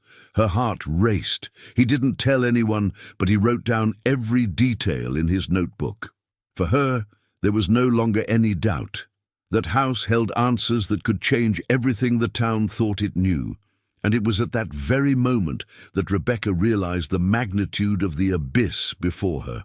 If she was right, someone had managed to hide a victim for years right under everyone's noses, and that meant the story was even more sinister than she'd imagined. The only question remained: how far was she willing to go to prove herself right? Rebecca knew she was treading on dangerous ground, but still decided to take her findings to the local police. She scheduled a meeting with the chief of police, gathered all the newspaper clippings, marked maps, and even transcripts of conversations with residents who reported noises in the mansion. She entered the police station, carrying not only documents, but also the hope that someone would, finally, listen. The chief, a tired, middle-aged man, listened in silence for a few minutes, but soon a look of disbelief crept across his face. He said he understood her concern, but that it was nothing more than coincidences and small-town stories. To him, the disappearances were isolated cases, and the connection to the mansion was merely a figment of her imagination. Rebecca persisted, arguing that the patterns were too clear to ignore. She pointed out how all the victims had similar profiles, how the disappearance locations formed a sort of circle around the property, how the dates coincided with periods when a man named George Whitaker, a former military man who had inherited the mansion, was in town. The police chief interrupted her, almost impatiently, and blurted out the sentence that would knock her off her feet. "Girls run away every day, Rebecca, some because they want to, some because they don't fit in. There's no monster hiding behind every old door." The coldness of his words fell on her like a bucket of ice water. But worse than the discredit was the way he tried to ridicule her work, saying that journalists loved to create sensational theories to sell newspapers. From then on, any attempt by her to force an investigation was treated as a waste of time. The system, which was supposed to protect her, chose to ignore her. And this not only left Rebecca isolated, but reinforced the feeling that if there was indeed someone hiding victims in that mansion, they were protected by the authorities' own negligence, and the conflict didn't stop there. Other officers began whispering when she entered the station. Some even suggested that the reporter was obsessed with Sarah Miller because she saw in her a kind of personal reflection, as if she wanted to resolve in her professional life the fears and frustrations she wouldn't admit in public. This hurt her deeply. The small town, which had previously treated her as a daughter, now saw her as an eccentric woman who saw conspiracies where none existed. Rebecca felt alone as never before. Even so, there was something inside her that wouldn't let her give up. Maybe it was intuition, maybe it was stubbornness, but she knew the story wouldn't end with that lazy filing. With each denial from the police, with each sneer, her certainty grew stronger that she was onto something big. But with that certainty came the weight of risk. After all, if someone really was holding girls captive, they would also know she was investigating. And unlike the police, they wouldn't find her theories amusing. One cold night, returning home after another unproductive day at the police station, Rebecca noticed a car following her through the nearly deserted streets. At first, she thought it was a coincidence, but after 2 turns it became clear that it wasn't. The vehicle kept its distance until she parked, and only then did it disappear. She didn't see the face of the person inside, but that moment made it clear she was entering dangerous territory. To make matters worse, she had no support. There were no police, no colleagues, not even close friends willing to believe her. All that was left was her, a handful of documents, and a conviction that burned within. It was almost as if she were fighting 2 enemies at once. On one side, the apathy of the law, which treated disappearances as voluntary escapes. On the other, the shadow of someone capable of hiding in plain sight. The conflict with the authorities, far from being merely a bureaucratic obstacle, became a cruel reminder that when the system fails, the truth depends on those with the courage to stand firm. And Rebecca, even in pieces, was willing to pay that price. But what she didn't know at the time was that her decision to remain alone would bring her face to face with secrets far darker than she could have imagined. Secrets hidden not only within the walls of the mansion, but also in the silences and omissions of an entire city. Rebecca spent days stewing in the frustration of being ignored by the authorities, but over time she realized she had no choice. Either give up like everyone else, or go it alone, and giving up was never an option for her. Thus was born the riskiest decision of her life. Without police support, without the newspaper's resources, and without anyone by her side, Rebecca decided to take it upon herself to uncover what was really going on in the mansion. It was a step that would transform her. From a journalist into a makeshift researcher, setting her on a path of no return. The first step she took was simple but courageous. She returned to the mansion in the early hours of the morning, parked her car a safe distance away, and spent hours observing. The silence around her was suffocating, but the tension made every creak of wood, every rustle of leaves, sound like a warning that she was not alone. Rebecca kept her headlights off and wrote down everything she saw in a notebook. That night, nothing happened, but even so, she felt she was one step closer to the truth. In the following days, she began searching for records on George Whitaker, the man who had inherited the property. She discovered that he had served in the military but had left abruptly, surrounded by rumors of violent behavior and psychological instability.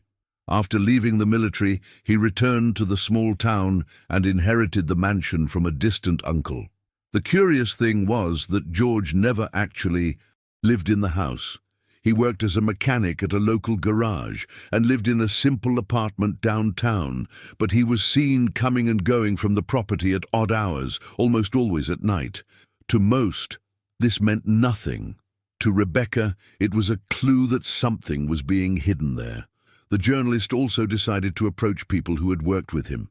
A former workshop colleague commented that George was overly reserved, avoided talking about his personal life, and had a strange habit of not liking anyone touching his belongings.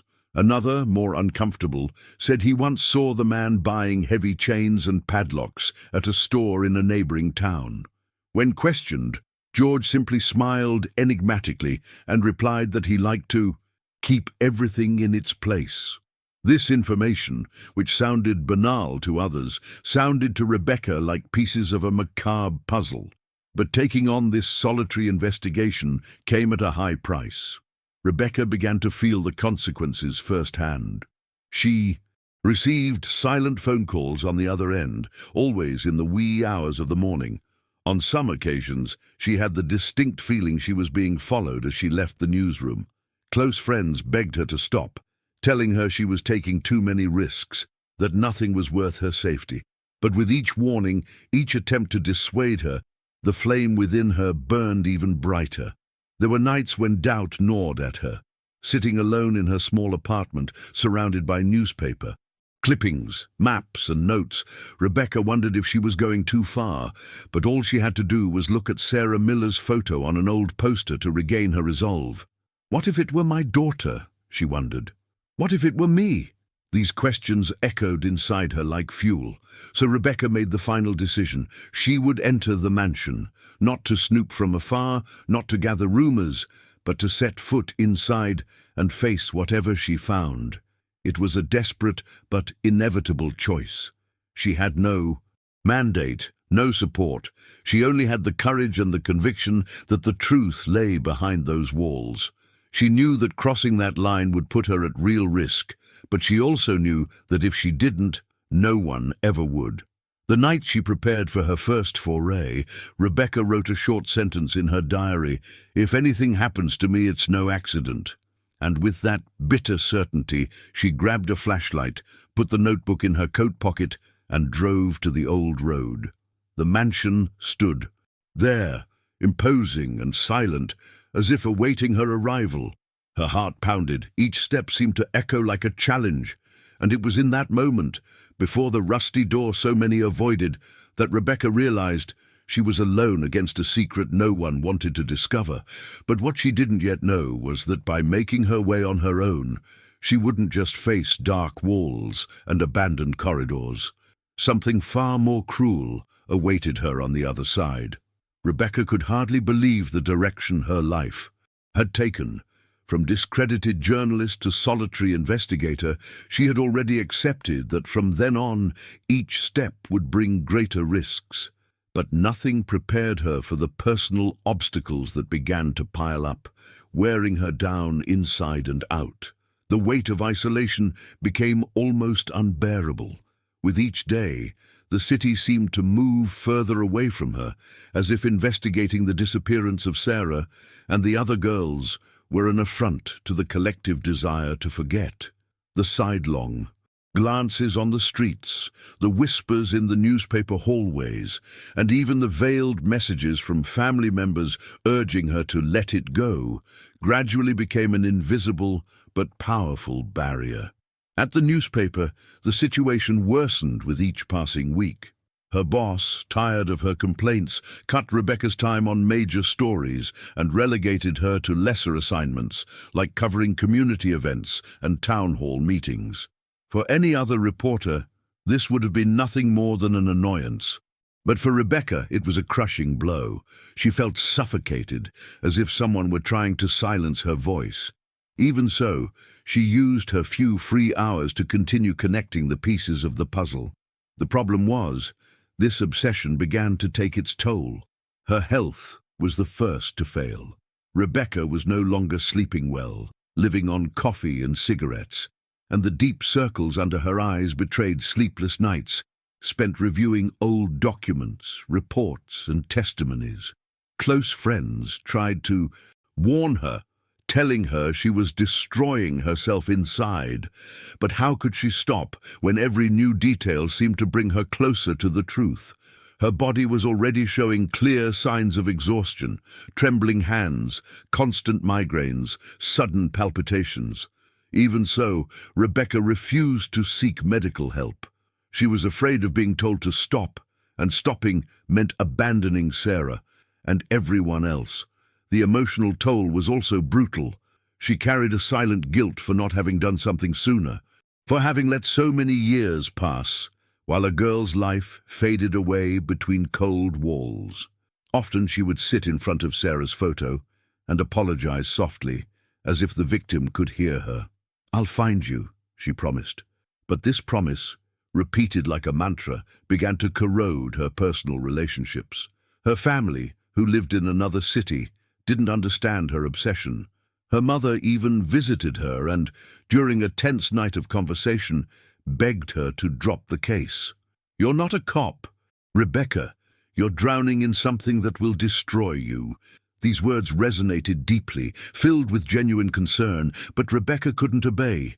It was as if something bigger was pulling her, as if Sarah's pain had become part of her own.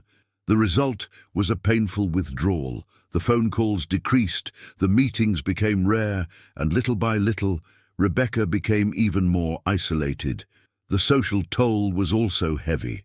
Some colleagues suggested she was losing her mind, that she saw patterns that didn't exist. Others spread vicious rumors that Rebecca was fabricating stories to stay relevant. Even longtime friends began to avoid her company. She was no longer seen as a dedicated reporter, but as an unstable, obsessed, and dangerous woman. Worst of all was knowing that, while she was being discredited, someone was actually watching her.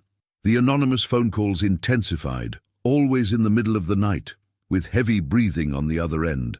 The suspicious car followed her again on more than one occasion, and yet, when she told colleagues about this, she received only laughter and phrases like, "You've been watching too many movies." Over time, Rebecca began to doubt herself. She no longer knew what was paranoia and what was real. But deep down, doubt was what kept her going, because even in the worst exhaustion, there was still a chance she might be right. And if she were right, giving up meant leaving Sarah and perhaps other girls forever forgotten. It was this awareness that pushed her forward, even when everything seemed to be conspiring against her. Emotional exhaustion reached its peak on a night of heavy rain. Alone in her apartment, surrounded by papers scattered across the floor, Rebecca broke down. She cried like she hadn't in years, shaking with exhaustion and rage. In that moment, on the brink of giving up, she considered giving up. She considered dropping everything, returning to her ordinary life, accepting that Sarah was just a lost cause.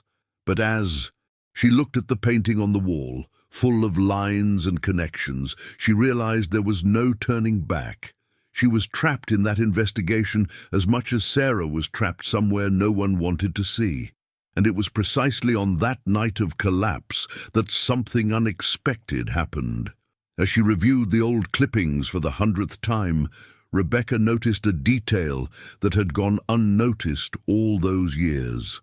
A simple piece of information hidden in a footnote, but one that had the potential to be the key to the entire story, a detail that directly linked the mansion to the pattern of disappearances. Her heart raced, and suddenly all the exhaustion, all the pain, and all the isolation seemed worth it, because now, more than ever, she was certain she was closer to the truth than she had ever been. And unbeknownst to her, this small detail would be the beginning of a new and dangerous turn of events.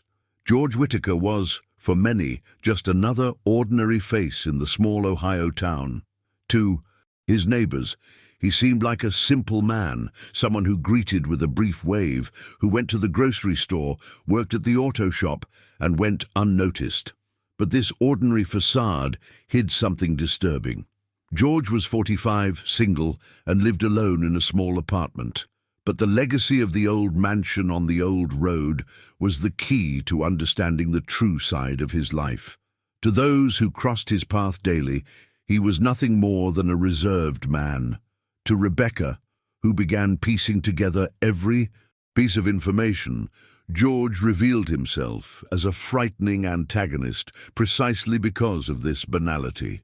In the army, George had been discharged after successive psychological evaluations indicated unstable behavior. Reports, obtained through contacts by Rebecca, described outbursts of anger, episodes of isolation, and an obsession with control. Soldiers who served alongside him said George took pleasure in dominating situations, instilling fear in younger colleagues. When he left the military, he returned to his hometown carrying the weight of secrets and a loneliness that would soon transform into something darker. The inherited mansion, which many avoided because they believed it was cursed, became the perfect setting to feed his instincts. George wasn't a scary-looking monster, and perhaps that was the most disturbing detail. He managed to blend in, fool neighbors, fool co-workers, and appear part of a community that would never suspect his double life. He worked on cars during the day, but at night he became the jailer of a world no one wanted to believe existed. The contrast between his public image and his secret life made it all the more cruel.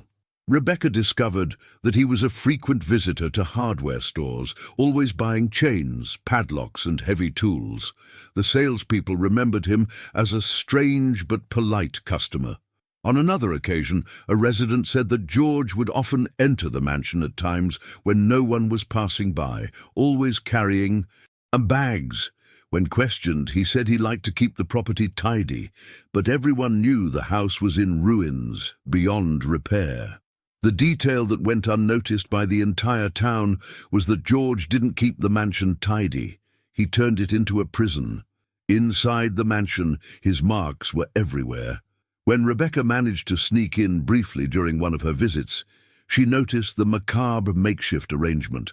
Doors reinforced from the inside, thick locks, furniture positioned to block passages, and, more than that, details that betrayed absolute control.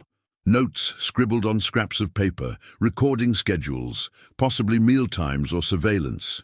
George had a method, and it left no room for error. The scariest thing is that he was never seen as a threat. He had no relevant criminal record, didn't get involved in public fights, and didn't attract attention. This normalcy was his most lethal weapon. While everyone saw him as just another lonely and eccentric man, George carried within him the coldness of someone who transformed lives into objects. To him, they weren't missing girls, they were pieces that needed to be controlled. Rebecca even discreetly interviewed a former barmate of George's, who revealed a disturbing comment.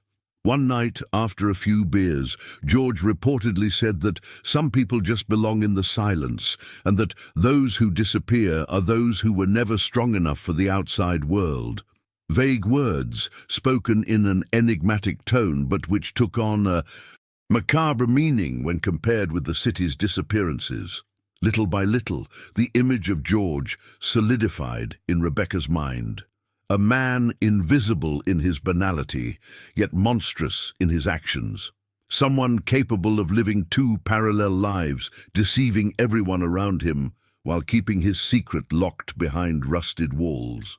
The true portrait of the antagonist was not that of a being frightening at first glance, but of someone who blended into the crowd, precisely to never be discovered. And it was. This duality that made everything even more dangerous, because if George could maintain this double life for so many years, who could guarantee he wasn't always one step ahead? Who could say that Rebecca, with her increasingly bold investigations, wasn't about to attract the attention of a man who knew better than anyone how to cover his tracks and silence his voices? Rebecca was already convinced that George Whitaker was more than just an eccentric man, but the blow that struck her hardest came brutally, as if fate had decided to rip away what little peace she had left. In October 2001, her childhood friend's niece, a 15-year-old girl named Emily Carter, mysteriously disappeared after leaving school. The scene seemed like a macabre repeat of the Sarah Miller tragedy. A bicycle abandoned by the road, no sign of a struggle, no credible testimony. The entire town was gripped by a bitter déjà vu, but for Rebecca there was no doubt. It was George. The impact of this disappearance was devastating. Rebecca had been investigating the pattern of the cases for months, but seeing someone so close to her become the latest victim weighed heavily on her, almost unbearably so. Emily wasn't just another name in her files. She was the niece of someone she'd known since childhood, someone who had frequented her home, who played with her at family gatherings. Suddenly, the abyss that had seemed so distant opened up beneath her feet. For the Carter family, the police repeated the same message: voluntary escape, lack of evidence, lack of priority. The chief didn't even hide his annoyance when he met the desperate parents. But this time, Rebecca didn't allow silence to set in. She gathered the family together, explained what she had already discovered, and demonstrated the patterns that linked Emily's disappearance to previous cases. For the first time, her investigation ceased to be merely an individual obsession and became a concrete hope for someone who still believed in a miracle. The problem was that, along with this new bond, came an enormous responsibility. If before, Rebecca investigated driven by indignation and intuition, now she carried the life of someone she knew on her shoulders. The sleepless nights intensified, the anxiety turned to anguish, and fear went from being a distant shadow to becoming part of everyday life. With every unanswered call, every step on the street, she wondered if George already knew he was being hunted. There was a moment during a visit to the mansion when Rebecca was sure she heard something. It wasn't the normal creaking of ancient wood, but a muffled, repetitive sound, as if someone were banging against the wall. Her heart raced, but darkness and fear paralyzed her. Without concrete evidence, she couldn't call the police. Without allies, she couldn't act alone. It was in that instant that she understood the extent of the cruelty. Emily could be inside, just as Sarah had been all those years, so close to home, yet so out of reach. Emily's disappearance not only reinforced Rebecca's conviction, but also pushed her to the point of no return. It was no longer a matter of discovering the truth. It was a desperate fight against time, against the town's silence, and against the monster everyone pretended not to see. The personal blow transformed her, hardened her resolve, and made her realize that the closer she got, the more perilous her path became. And it was precisely in this mixture of pain, fear, and obstinacy that Rebecca began to wonder how many more could be hidden behind the walls of that mansion. Rebecca knew she couldn't waste any more time. Emily Carter's disappearance left no room for doubt. There was a pattern, and that pattern pointed directly to George Whitaker and the mansion on the old road. For the first time, a victim's family was at her side, sharing her anguish and willing to help. And so began a desperate search, a race against time in which every detail could mean the difference between finding Emily alive or just another painful memory. Rebecca's routine became an exhausting marathon. She and the Carters began to retrace her every step in the days leading up to her disappearance. They sifted through school notebooks, analyzed messages in old diaries, and revisited places Emily had often passed. Nothing seemed out of the ordinary, except for the final point of her route, the road where the bicycle was found. For many, it was just a coincidence. For Rebecca, it was confirmation that the mansion was at the center of the story. Determined to prove it, Rebecca decided to recreate Emily's last movements. She cycled along the same road at the same times, observing every detail. She noticed a specific stretch where visibility was almost zero due to the tall grass and the angle of the road. There, any vehicle could pull over unnoticed. There, someone could drag a girl without arousing suspicion. And, just a few meters away, the entrance to the mansion. It was almost as if the stage had been set for disappearances to occur without witnesses. Rebecca also delved into records no one else wanted to see. She persuaded a local court official to give her access to old estate records. She discovered that the mansion had internal passages and poorly documented renovations done in the 1990s, shortly after George inherited the place. Poorly fitted masonry structures betrayed that something had been altered. Why mess with a dilapidated house without any intention of restoring it? The answer seemed obvious: to create compartments, hiding places, prisons. At the same time, Emily's family tried to keep hope alive. Her father, Michael, joined Rebecca on long walks through the woods near the mansion. Equipped with flashlights, maps, and even disposable cameras, they followed every clue, every suspicious sound. Sniffer dogs were unofficially brought in by a group of volunteers, but the initial searches yielded no results. Each failure was a punch-in. The gut. Margaret Miller, Sarah's mother, even showed up at one of the spontaneous vigils, carrying with her the weight of someone who had waited for years for a daughter. It was as if all their pains connected there, in that mansion that sapped hope. The investigation gained new layers when Rebecca obtained old traffic camera footage from the nearby highway. The quality was poor, but one of them showed a vehicle similar to George's parked nearby, on the very day of Emily's disappearance. It wasn't definitive proof, but it was another piece in the puzzle. For any serious investigator, it was enough to reopen the case. But, as had happened so many times before, the police ignored the footage. Rebecca was undeterred. With each refusal, her determination grew. She began drawing detailed maps of the area, marking spots where dogs reacted, where residents reported sounds, and where strange objects were found. During one search, they found a piece of women's clothing partially buried near the mansion. It wasn't possible to confirm whether it belonged to Emily, but for the Carter family, that detail was devastating.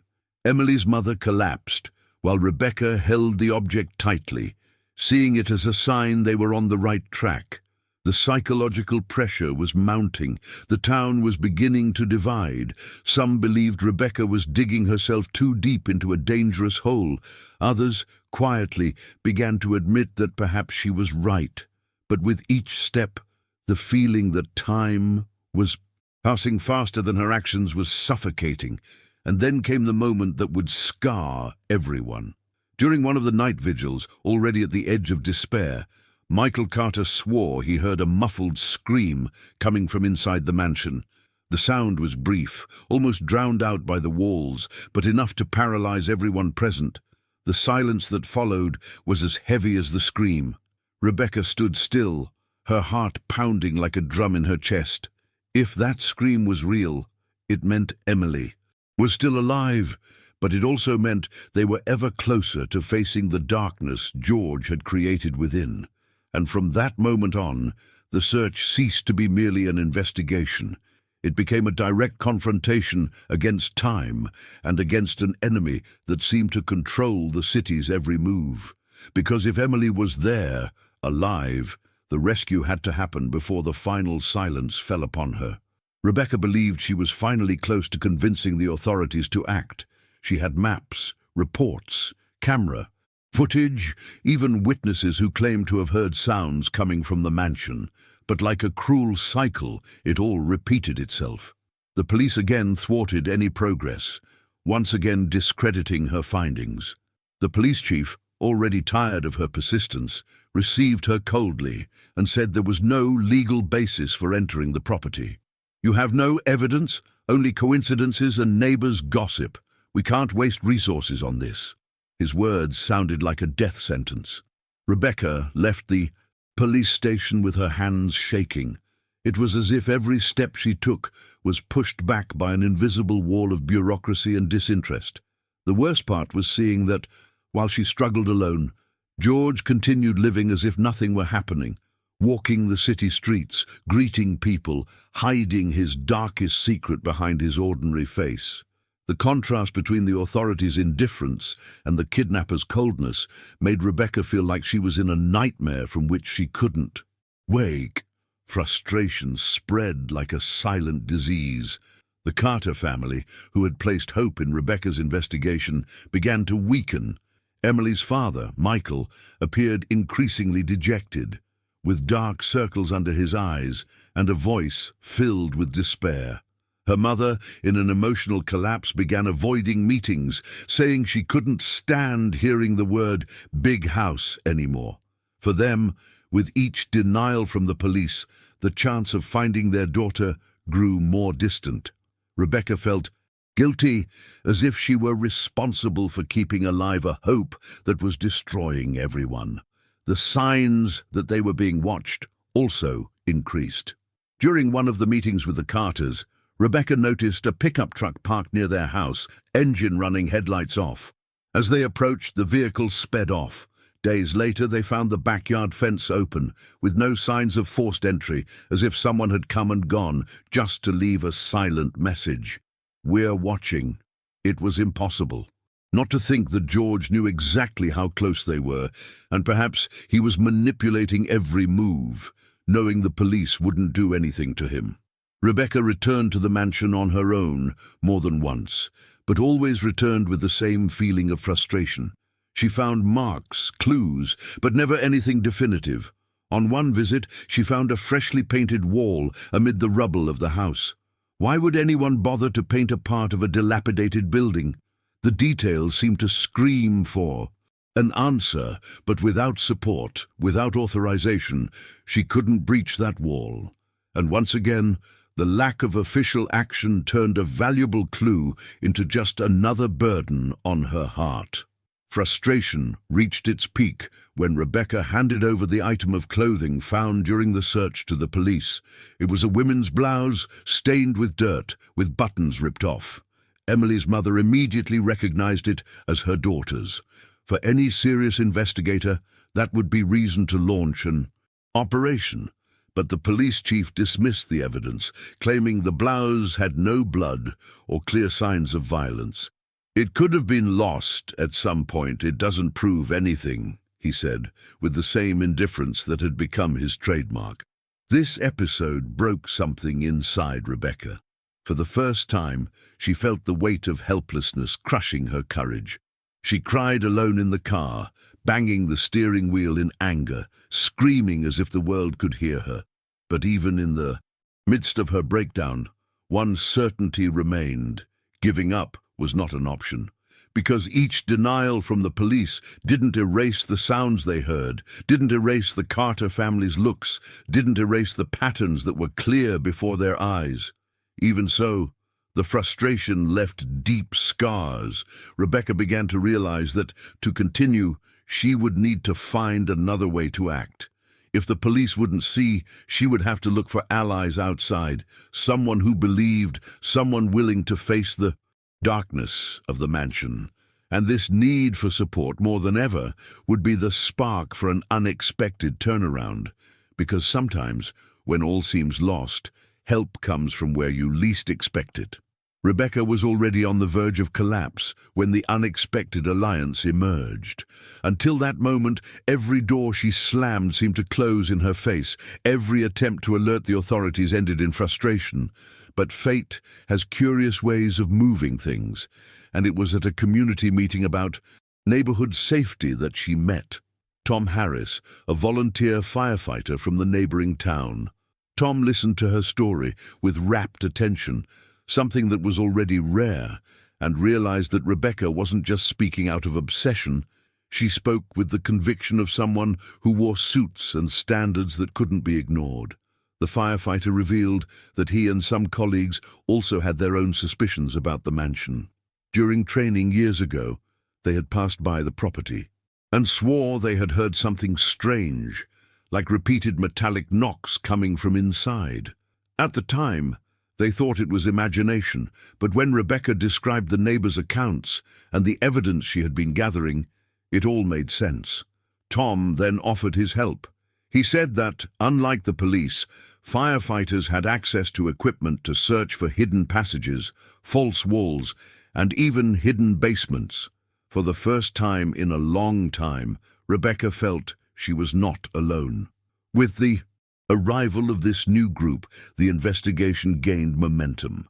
Tom brought in two other trusted colleagues, men accustomed to rescue situations and experienced in recognizing signs of irregularly adapted sites.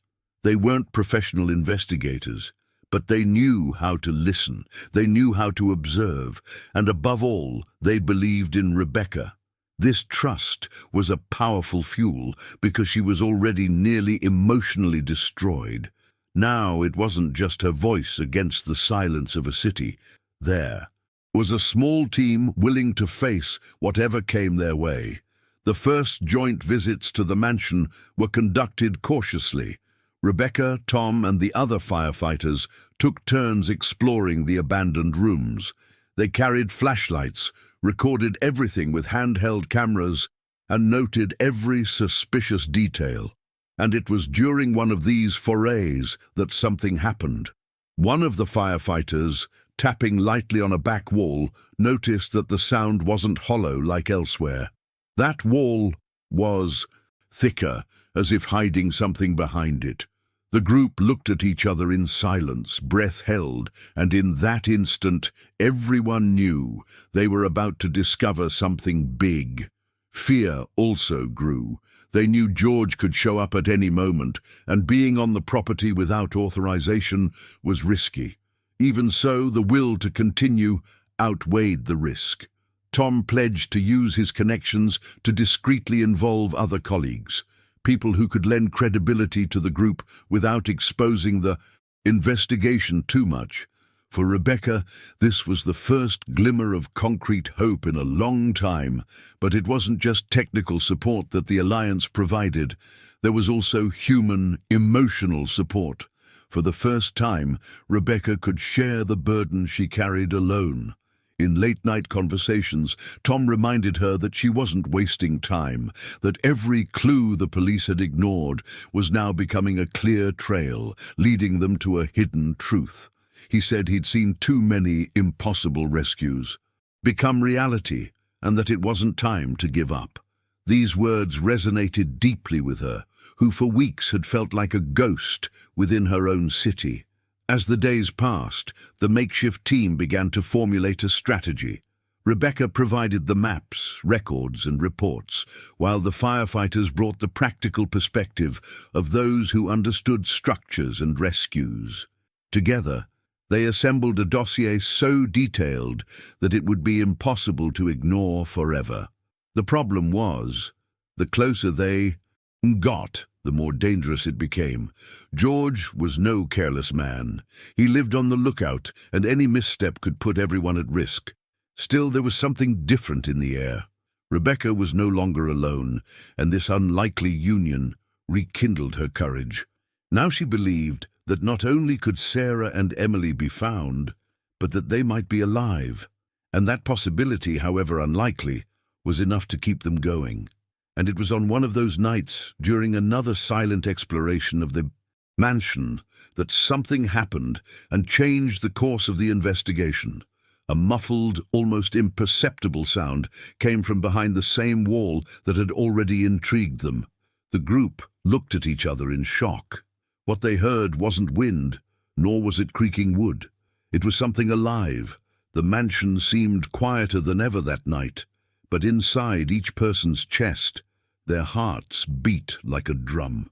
Rebecca, Tom, and the two firefighters remained motionless for a few seconds, trying to figure out if what they had heard was real or just the result of pent-up tension. But then it came again. A muffled sound, 3 quick knocks, then silence. There was no denying it. It wasn't wood, it wasn't wind, it wasn't animal. It was human. Rebecca's breath came in short gasps, the flashlight in her hand trembling. She looked at Tom, who nodded, his eyes wide. They were about to discover what no one had believed for over a decade. Tom approached the suspicious wall and put his ear to it. He was silent for a few seconds before pulling away, his face pale. "Someone's in there." Those words echoed through the mansion like thunder. There was no time for bureaucracy or authorizations. The group decided to act immediately. Using tools they had brought for exploration, they began banging on the wall. The noise reverberated loudly, raising dust, but each blow was driven by the hope that they were finally breaking the city's darkest secret. As the wall gave way, the sounds on the other side became clearer, faint, almost desperate knocks, as if whoever was there had summoned their last strength to respond. When they finally broke through, the smell filled the room. A heavy odor, a mixture of mold, dirt, and something indescribable. Rebecca held her breath and shone the flashlight inside. The beam of light cut through the darkness and revealed a scene no one would ever forget. Huddled in a corner, her eyes wide in the sudden brightness, was a frail-looking young woman with long, disheveled hair and pale, almost translucent skin. For a moment the world stopped. Rebecca couldn't believe her eyes. The girl was alive. It took a few seconds for her brain to process the face. It was Sarah Miller, the girl who disappeared 11 years before.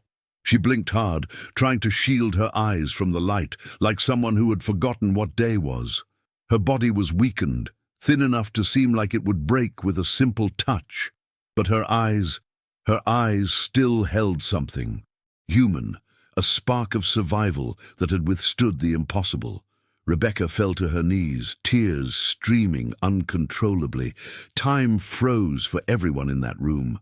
They hadn't found a body, hadn't stumbled upon a belated trail.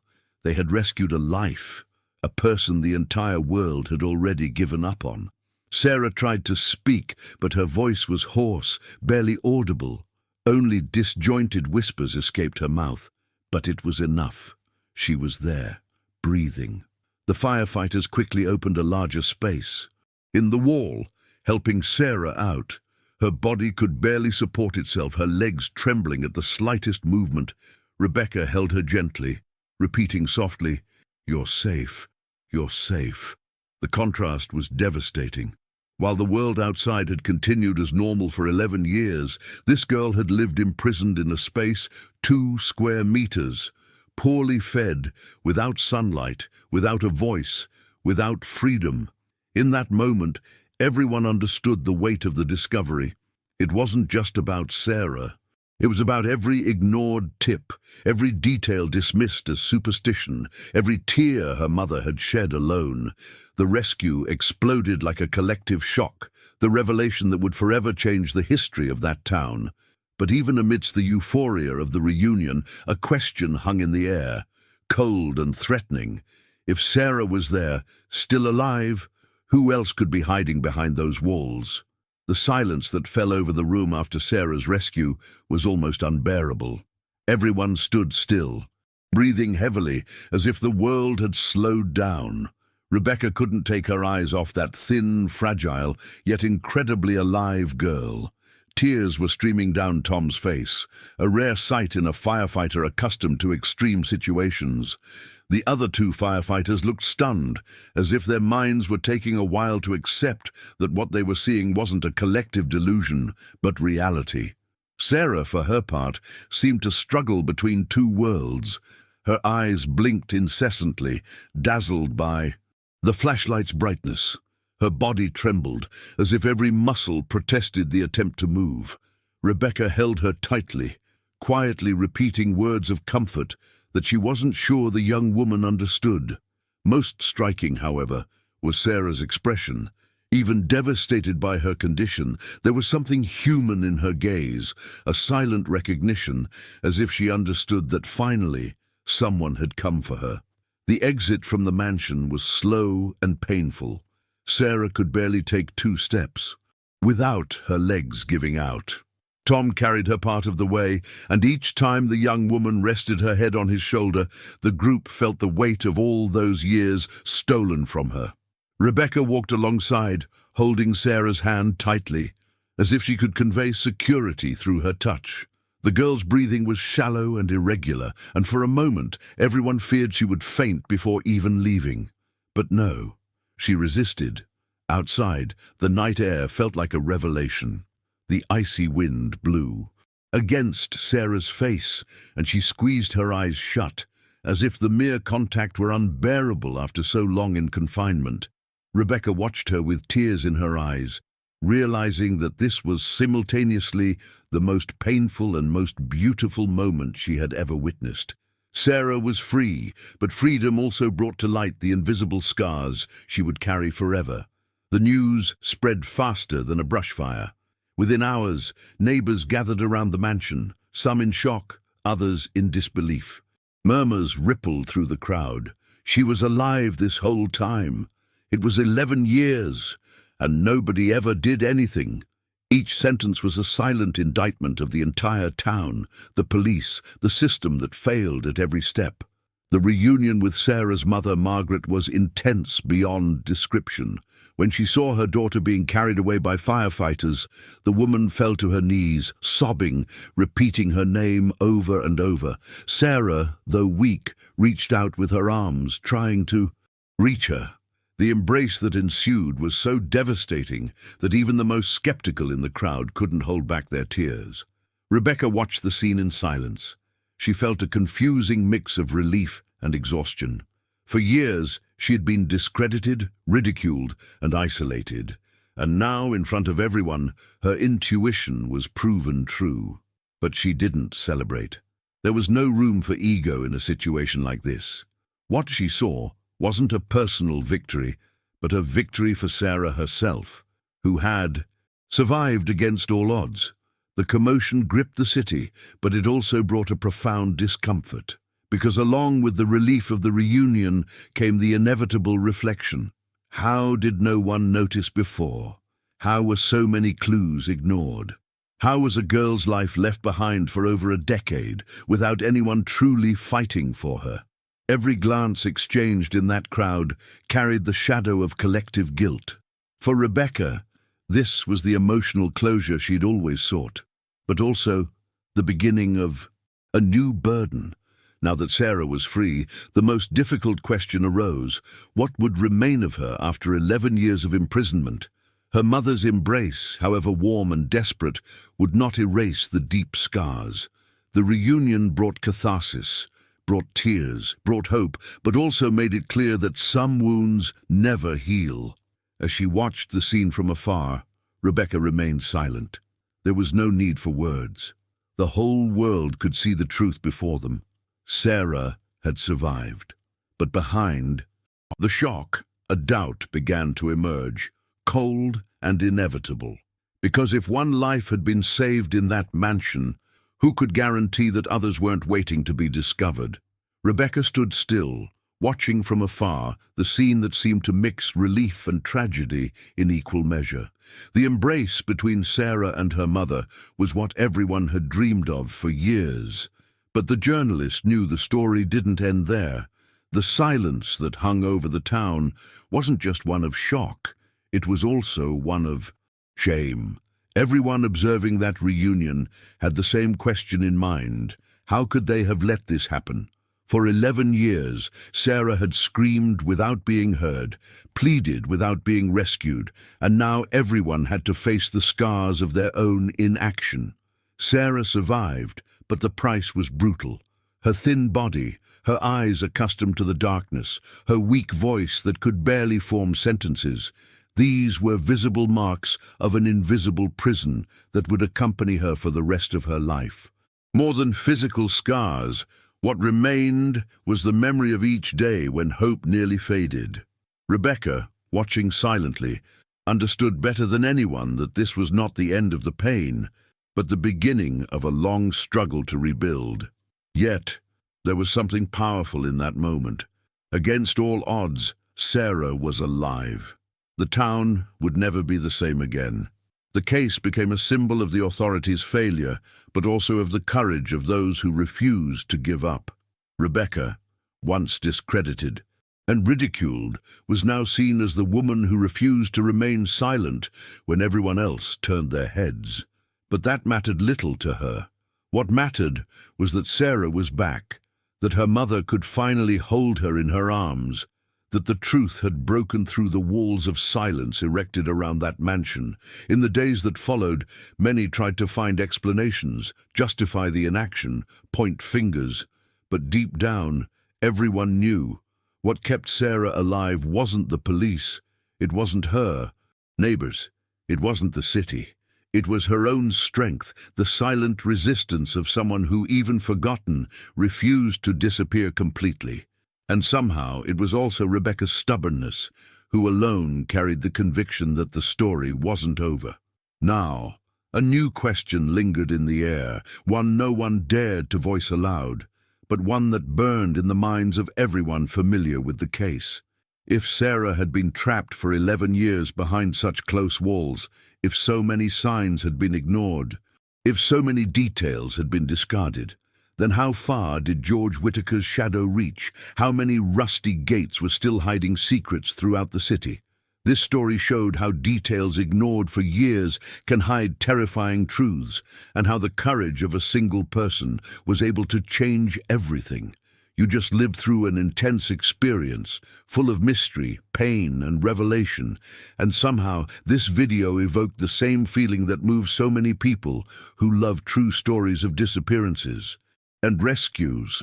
Now you can be part of this cycle, helping others feel this impact too. Just like, subscribe, and write the word strength here in the comments. This strengthens our community and keeps stories alive that should never be forgotten.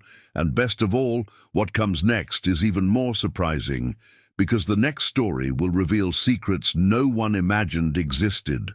A twist even darker and more breathtaking than the one you just witnessed. So, choose the next video that appears on the screen, because the continuation of this journey will captivate you even more.